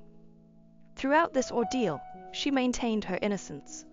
News of this incident plunged Jonathan's family, friends, and neighbors into deep sorrow and shock. They all pondered what could have driven Sandra to turn a firearm on her dearly loved grandson. The news of this tragic event spread rapidly through the tranquil neighborhood, with media outlets speculating on various theories. Whispers suggested that Jonathan had failed a drug screening test. Journalists highlighted a narrative involving two neglectful parents who left their substance-dependent teenage son in the care of elderly grandparents. Based on the grandmother's testimony, it was revealed that at the time Jonathan's passing, he had an illegal synthetic drug in his system, which had previously caused him complications. His death shortly after another sensational incident involving hallucinogen consumption. Just 2 weeks prior, another youth under the influence of drugs assaulted his family with a baseball bat, resulting in a fatal event. Takia Cipriana and his accomplice consumed a prohibited substance before attacking their parents. Sandra Lane's attorney argued that she had legitimate concerns for her safety due to managing a young man on probation who was difficult to restrain. It was widely reported that this particular drug could induce aggression in users. If an incident similar to Takia's had occurred at Sandra's residence, could her actions against Jonathan be justified as self-defense? This was the reasoning Sandra provided to both the police and jury. She asserted that since Jonathan's return to West Bloomfield, he had become unruly and exhibited aggressive behavior. Sandra claimed that he rarely left the house and mingled with teenagers addicted to dangerous synthetic drugs. Sandra also stated that Jonathan's parents did not inform her about his addiction before his arrival and showed little concern for his activities during his stay. Michael, Jonathan's father, was portrayed as having abandoned him. Jonathan frequently had fits of rage, destroying objects and damaging furniture in his room. When upset or during disputes, he would lash out, even breaking his own possessions like his computer monitor and phone. Authorities confirmed that Jonathan had a history with illegal substances. On March 17, 2011, he was apprehended and penalized for possessing hallucinogenic drugs. Subsequently, in court, he received a 93-day deferred sentence, along with a year of probation and the requirement for random drug screenings related to these substances. Jonathan's acquaintances shared with law enforcement their concerns regarding his drug habit and their efforts to redirect him away from it. Sandra exerted considerable effort to assist Jonathan in reforming his ways, focusing on his academic performance and adhering to her guidelines. Nevertheless, he resisted these attempts, displaying defiance, erratic behavior, and occasional aggression. Fred confirmed that from the moment Jonathan arrived, there were continuous and intense disputes between him and Sandra. She even contacted the police multiple times due to Jonathan becoming utterly unmanageable. She sought assistance from the school as well, but all efforts proved futile. Sandra recounted an incident where Jonathan, under the influence of drugs, lost complete control. This situation necessitated hospital staff to restrain him to a gurney. The elderly woman implored his parents for help. However, his father remained indifferent and did not return to Michigan. Gradually, Sandra began fearing for her safety. She confided in her husband about her concerns regarding their grandson and his disreputable associates. In a bid for self-protection and to safeguard her elderly husband, feeling cornered with no other option, Sandra acquired a Glock 17 pistol for defense in case Jonathan or his friends became aggressive. On the critical morning of May 18, 2012, Lane took Jonathan for a drug test that returned positive for illicit substances. Jonathan was instructed to undergo another test later that day. Upon receiving another positive result, he became furious while in his grandmother's vehicle. He resorted to swearing violently, kicking the dashboard and at one point seizing the steering wheel, compelling Sandra to halt the car multiple times. Jonathan even attempted to snatch the car keys at one juncture. Upon their return home, the confrontation intensified. Apprehensive that he might be incarcerated, Jonathan decided to flee immediately to Arizona. He demanded $2,000 and the car keys from his grandmother. She complied with neither request. When Grandpa Fred took the dog for a walk, Sandra felt overwhelmingly frightened and attempted to pacify the teenager, to no avail. She retreated to her bedroom and retrieved the loaded pistol, hoping it would compel her grandson to heed her words, or at least acknowledge her presence. Upon returning upstairs to Jonathan's bedroom and finding him in the bathroom, instead of heeding her, the boy hurled insults, kicked her in the abdomen, and struck her on the head. A struggle ensued during which Sandra discharged the firearm. She then fled to the basement in a state of panic, seeking refuge. After a while, she ventured upstairs to check on him, only for her grandson to assault her once more, attempting to wrest the gun away. In the ensuing all, she shot again in self-defense. This narrative paints a picture of elderly individuals trapped in a dire predicament that tragically culminated in Sandra shooting her beloved grandson out of genuine fear for her own life. However, questions remain as to whether Lane's account is entirely accurate. As the investigation deepened, a contrasting narrative began to surface, one that was still tragic but considerably more concerning. Initial claims by Sandra regarding Jonathan's alleged violent nature didn't align with the experiences of those who knew him personally. Contrary to portraying him as aggressive, interviews revealed that at school, Jonathan was known as humorous and peace-loving. He was always quick to diffuse conflicts with his humor and intelligence. Friends also testified that they hadn't observed any recent changes in his demeanor. Furthermore, Jonathan was described as having a very lean build, standing at just 1.67 meters tall and weighing merely 50 kilograms, hardly fitting the profile of a physically intimidating person. His stature was notably similar to his grandmother's. It appeared that instances of Jonathan's so-called rage were exclusively reported by Sandra, a claim now met with skepticism. Fred, Sandra's husband, acknowledged witnessing heated arguments between his wife and grandson. Despite being present at home almost all the time, there was never any physical violence. Sandra played a key role in overseeing Jonathan's education, establishing strict expectations, which the teenager had difficulty meeting. Fred even suggested sending Jonathan back to his parents in Arizona. However, Sandra rejected this proposal, contradicting her claim that the boy was unmanageable under her care. Jennifer, Sandra's daughter, told the police that during the 9 months Jonathan stayed with his grandparents, he maintained daily communication with her and visited them monthly. Throughout this period, Sandra never reported any issues between her and Jonathan, nor did she express feeling overwhelmed by his presence. When Jennifer learned about Jonathan's legal troubles involving illicit substances, she discussed possible solutions with her mother. She considered either rehabilitation or sending him back to Arizona. Sandra convinced her that she could handle the situation independently. Reluctantly, Jennifer agreed to leave her son in her parents' Wawa custody, a decision that would later prove tragically significant. Authorities were summoned to the Lane household on 2 occasions. The first call came in March 2012, when Jonathan himself dialed emergency services. He was distressed after consuming magic mushrooms and experiencing severe paranoia, fearing for his life. Upon arrival, police noted that he showed no aggression, but was terrified upon seeing them. He eagerly embraced one officer before being secured to a stretcher for his protection and transported to a medical facility. Just 4 days after this incident with magic mushrooms, Sandra Lane reached out to 911 again.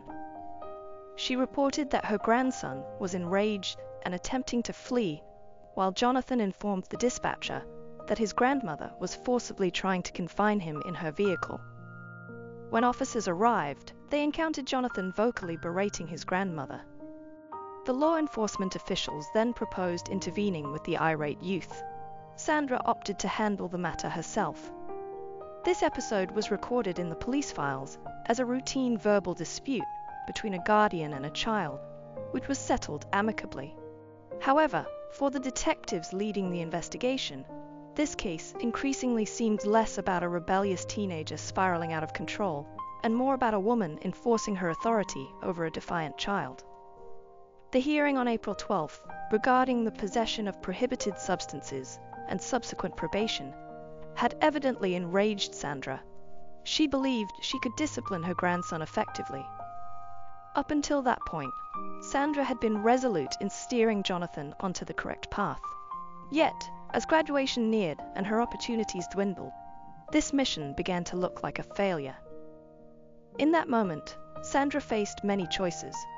She could have contacted her daughter or sent Jonathan for rehabilitation. Instead, she acquired a semi-automatic pistol and took several shooting lessons at a firing range. Determined to prevail in this conflict and assert control over her unruly teenage grandson at any cost, 4 days after Jonathan was placed on probation, Sandra Lane applied for a license to carry a firearm. On April 18th, she purchased a 9mm Glock, explaining to the store owner that she needed it for home protection. She chose a weapon intended for lethal force, along with ammunition containing expanding bullets designed to inflict maximum damage. After buying the pistol, Sandra trained at the nearest shooting range until she felt proficient in handling it. She kept her newfound expertise hidden from her husband, who remained unaware of the gun's presence in their home. He was quite taken aback when he discovered how much his wife had managed to achieve covertly. On the fateful day of May 18, 2012, Sandra and Jonathan returned home at around 5 p.m. Sandra then requested her husband, Fred, to take their dog for a walk, and insisted that he remain outside until she gave him permission to return. Their outdoor time extended for so long that both homeowner and dog grew weary. They ended up sitting together on the grass watching a basketball game. As Fred Wayne, the grandfather of the deceased high schooler, recounted during an interview when they heard police sirens, he failed to grasp the situation. Why did Sandra want Fred to leave them?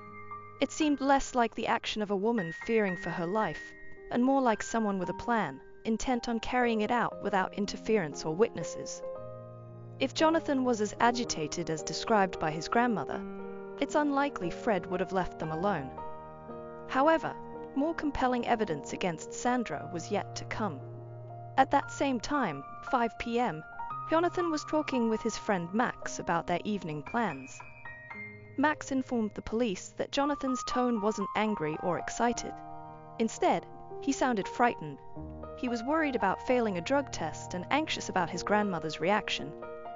Jonathan mentioned that Sandra was so furious she threatened to send him back to Arizona. Sandra claimed her grandson violently assaulted her, striking her in the head and abdomen before she discharged the firearm. Medical personnel from the nearest hospital examined her immediately after the incident, but found no injuries or bruises. Ballistic evidence revealed Sandra fired the weapon more than 10 times throughout various locations in the house. 6 bullets struck Jonathan. 2 shots were aimed at his back, indicating he attempted to flee from Sandra. Another shot struck him in the abdomen while he was wounded and conversing with a 911 dispatcher. The police were convinced it was Sandra chasing Jonathan, not the other way around. The grandmother sought to punish her grandson for his perceived wrongdoing while he sought refuge. At some point, she descended to the basement to reload her pistol, likely when Jonathan ascended to his bedroom to call 911, and subsequently returned, shooting him at close range while he lay on the floor bleeding. The final conclusive blow against Sandra's claims of self-defense came from the toxicology report. According to the report, at the time of the shooting, Jonathan's bloodstream didn't contain any prohibited substances. Only a metabolite of a harmful drug was identified in his urine. The forensic examiner clarified that the residual traces discovered in the urine indicated that all substances had left his body and had no impact on Hoffman's behavior. In other words, Jonathan was entirely lucid when Sandra opened fire on him. Consequently, the jury dismissed the defendant's self-defense claim. On March 19, 2013, Sandra Lane was convicted of a serious crime against her grandson, Jonathan Hoffman. Prior to sentencing, the elderly woman expressed regret for her actions, pleading for understanding. She claimed that her intention had not been to take the teenager's life, but rather to help him resolve his issues together. Meanwhile, her daughter Jennifer urged for the harshest punishment for her mother. She asserted that Sandra Lane was utterly malevolent and would undoubtedly repeat her actions if given the opportunity. Jennifer depicted her mother as a monstrous and obsessed individual fixated on academic achievement. She firmly believed that everything Lane had stated in her statement was falsehoods. She concluded by stating that her son now resided in heaven, a place where Sandra would never have access. Lane received a minimum sentence of 20 years in addition to a mandatory 2-year term for utilizing a weapon in the commission of manslaughter. Her lawyer had pleaded on her behalf, citing concerns about her potential survival during an extended prison confinement. Jonathan's funeral occurred on May 22, 2012, with approximately 700 people who had known and cherished the young man in attendance. They fondly recalled moments spent with him and cherished him as a cheerful individual who never failed to bring laughter to those around him. As a grandson, Jonathan fell short of his grandmother's expectations, ultimately leading her to conclude that he did not belong in this world. This is a story of survival that is hard to put into words. The bravery of 8-year-old Jennifer Schuett is beyond measure, and her actions in critical circumstances are remarkable. It's a rare case where the victim aided in apprehending her attacker. Despite losing her ability to speak due to a horrific injury, Jennifer survived, retaining every detail. Over 19 years, she relentlessly continued to pursue her own case, and in the end, she got her way. Yes.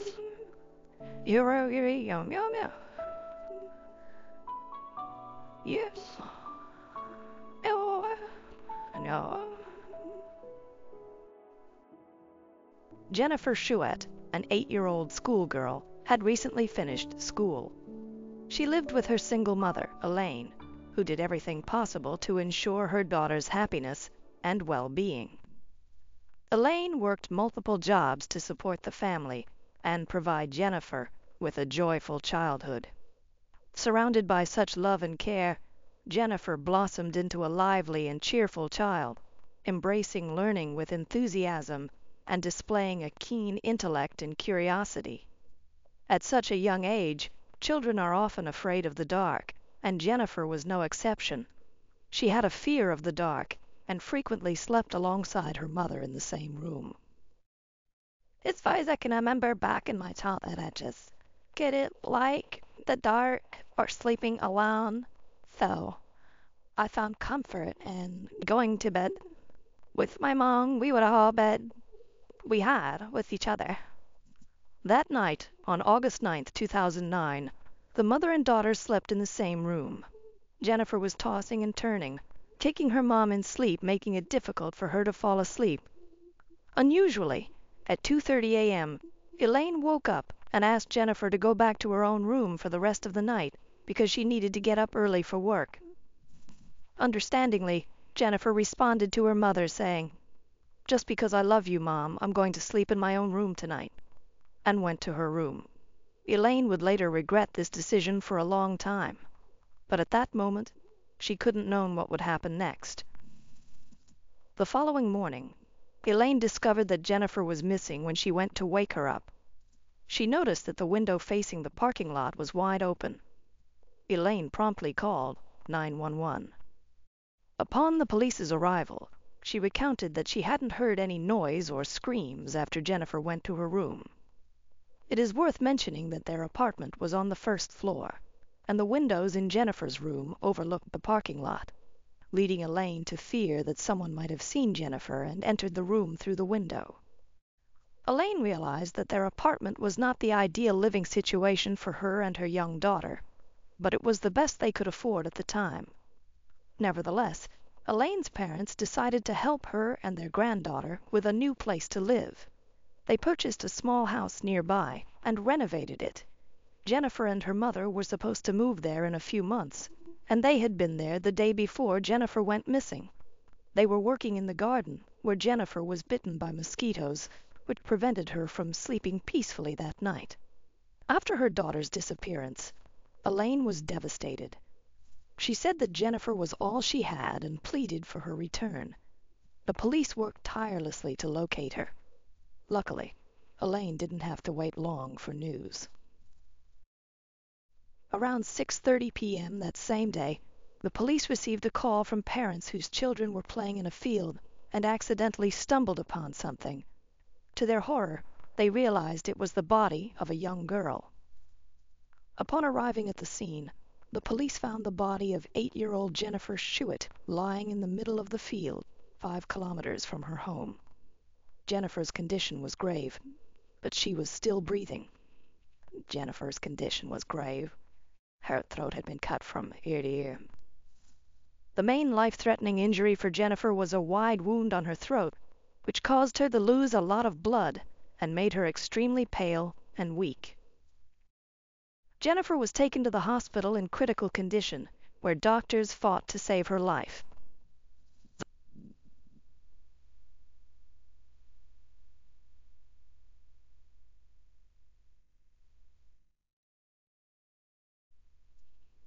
When I first saw Jennifer in the emergency room, she was a fairly small 8-year-old, very pale, covered with ant bites and scratches on her back.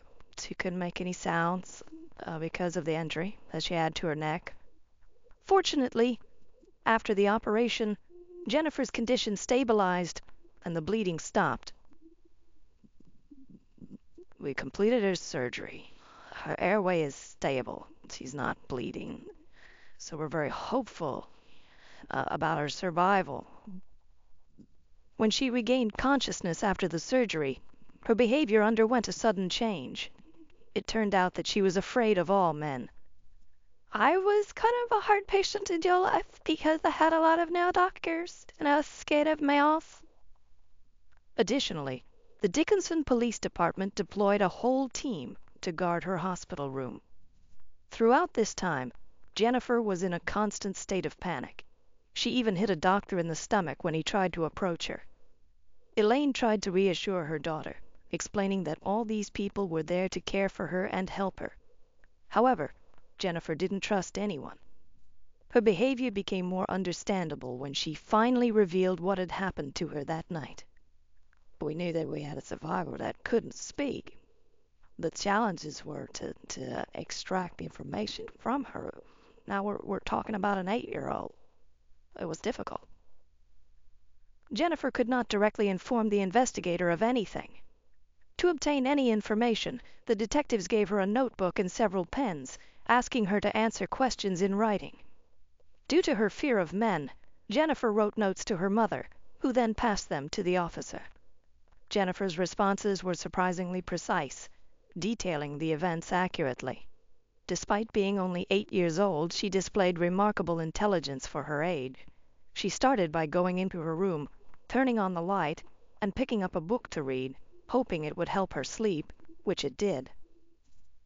Jennifer fell asleep. The next thing she knew, a stranger was carrying her out of the house. He was running with me, carrying me down the sidewalk, and I immediately tried to scream, but he covered my nose and mouth. Afterward, he placed Jennifer in the car, claiming to be an undercover police officer. She later confessed that she immediately felt that something was wrong. Looking around, she saw her mother's car in the parking lot, so she was confused about where they were going and why. On the one hand, she knew that the police were good guys, but on the other hand, her mother had taught her not to trust strangers. As a child, I wanted to believe him, but the part of me that had just learned about strangers in school, the part of me that was scared of the dark, knew that there was something really wrong here. As they passed her grandparents' house, Jennifer told the stranger that he could drop her off at their house, to which he replied, "I can't because they're not home." And then she realized he was lying because their car was in the driveway.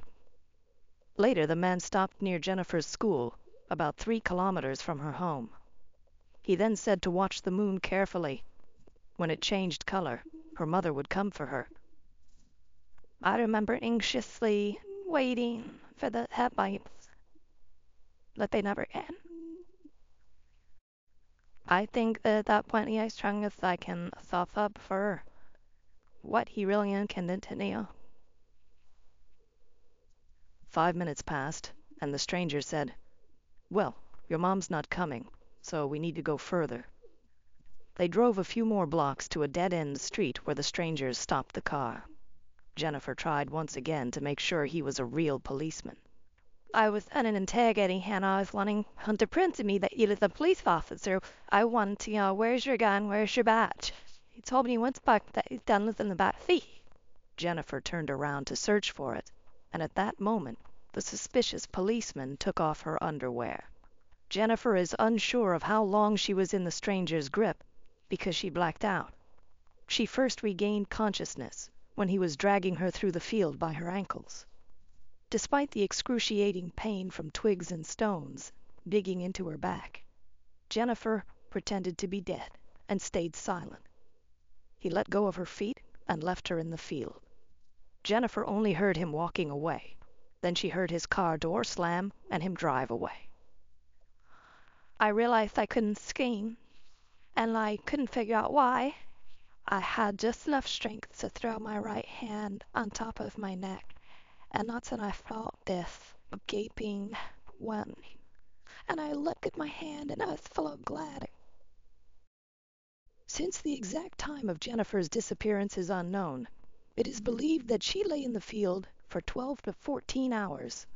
When the sun set, she saw the lights of passing cars. Nearby, she heard children's voices, and a dog approached her several times, as if trying to get the attention of its owner, but he never came.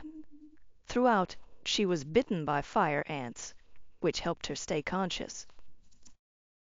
Anytime until I would be in disbelief that I hadn't died yet. Jennifer said she wasn't afraid and had even accepted that she might not survive. But suddenly she heard children's voices nearby, and at that moment, something hit her leg. The next time Jennifer regained consciousness, she heard a police officer repeating, "You've been found, you're gonna be okay, just please stay with me, please stay with me." And I remember being put into the life flight helicopter. This story was very challenging for young Jennifer, as she couldn't speak and had to write everything down on paper. Moreover, her fear of men complicated the situation, so her mother asked all the questions, and Jennifer's answers were relayed to the officers who were behind the door.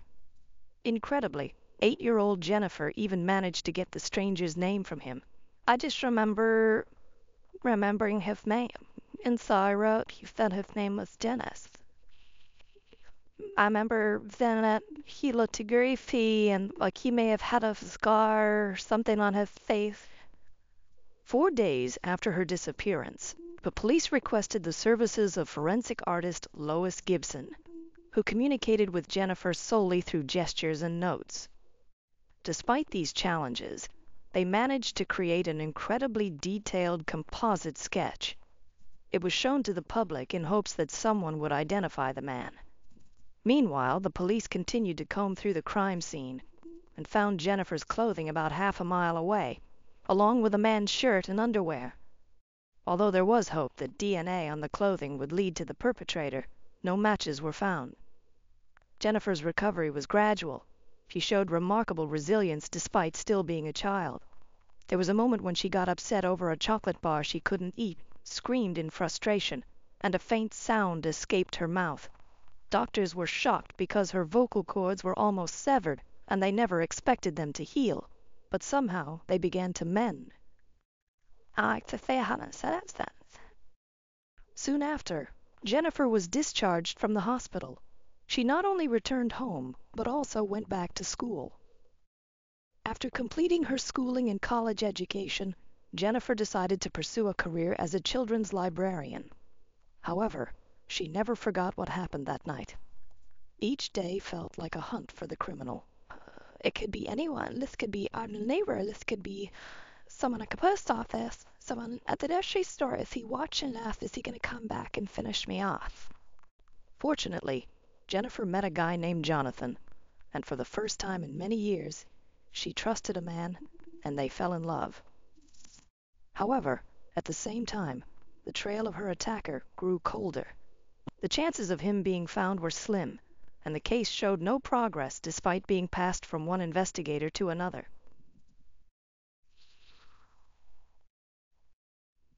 18 years after that dreadful night, Jennifer received a phone call. "I got a phone call that Detective Tim Cromie would be taking over my case and he wanted to meet with me." Tim Cromie promised to do everything possible to catch the criminal, and Jennifer believed him. And I told her, I said, "Jennifer, I will do whatever I can do in my power till the end of my career to get you the answers that you."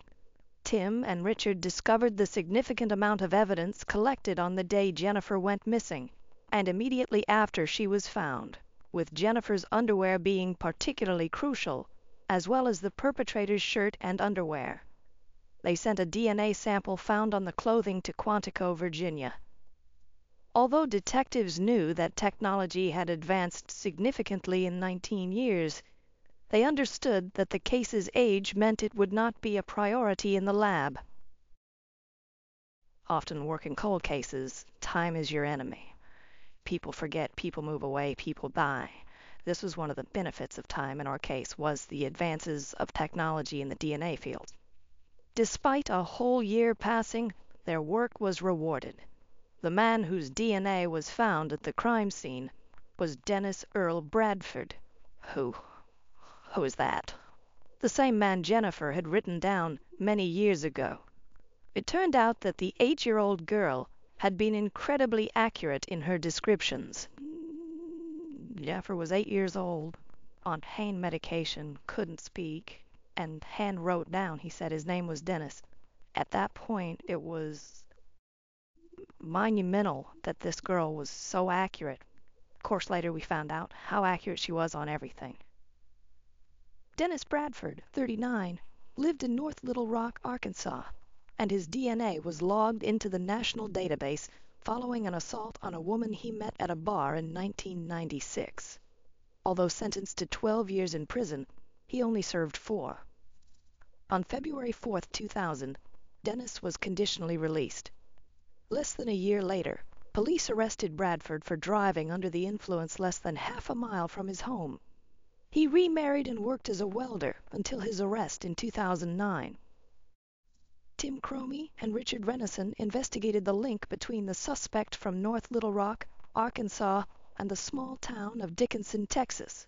It turned out that the man had been arrested in Dickinson in 1987, 3 years before Jennifer's attack. At that time, he had 2 addresses within 2 miles of Jennifer and Elaine's apartment. To confirm his identity as the kidnapper, detectives requested a 19-year-old photo from his driver's license. When they saw the picture, they were stunned. He looked like a copy of the composite sketch created with the help of 8-year-old Jennifer.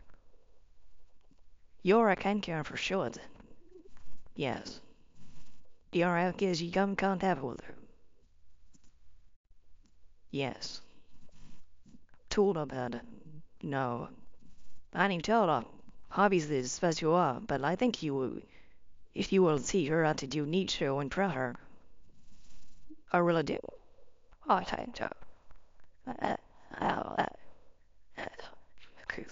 What?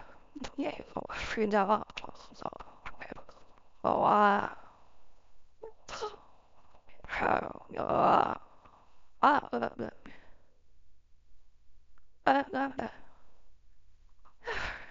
Oh, good. You're perfect. Yeah. Oh, huh. Oh, yeah. No one tell you. All right. Great.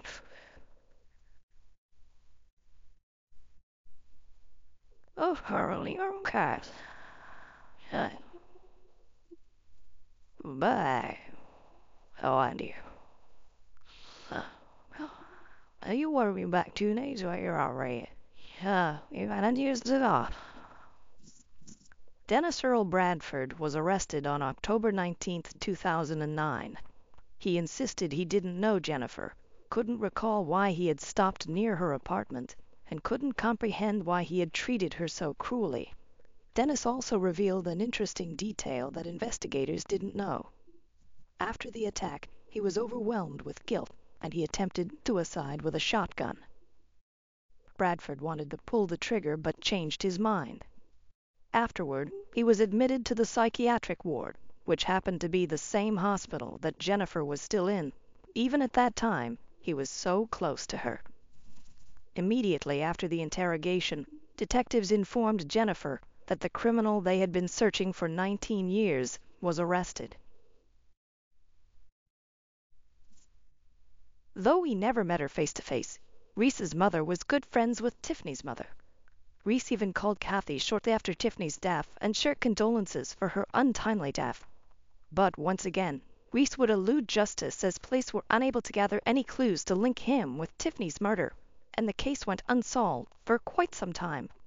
In 2015, investigators finally got a breakthrough in Tiffany Johnson's case. By then, DNA technology had advanced massively. A DNA swab that was taken from the state medical examiner's office during the autopsy of Tiffany was sent to the lab for DNA testing. The DNA profile got a hit in the CODIS database and implicated William Reese in the crime.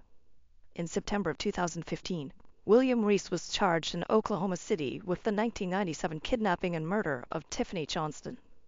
But just before his trial was set to begin, in an unexpected twist, he started confessing to other crimes in an attempt to cut a deal with the prosecution.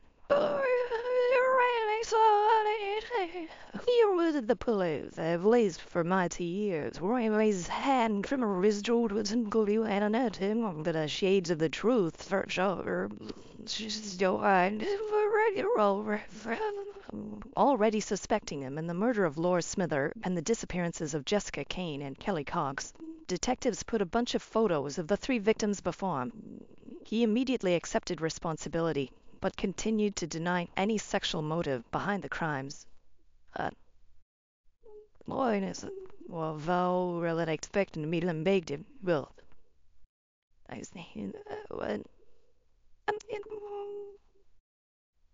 yeah, snack. You know, I live in den a while, and I usually vive one or a money that did. He also agreed to show investigators to the site where it claimed the remains of Kelly and Jessica were buried, on the condition that they would not seek the death penalty. In April of 2016, Reese led the investigators to a site in Houston pasture where human remains were found after several days of digging. The remains were later confirmed by the Harris County Medical Examiner's offices as belonging to Jessica Kane. From there, the search moved through a burial site in Brazoria County, where they found another set of human remains. Through dental records, the remains were positively identified as Kelly Cox. The trial for Tiffany Johnston's murder began in May of 2021 in the Oklahoma County District Court.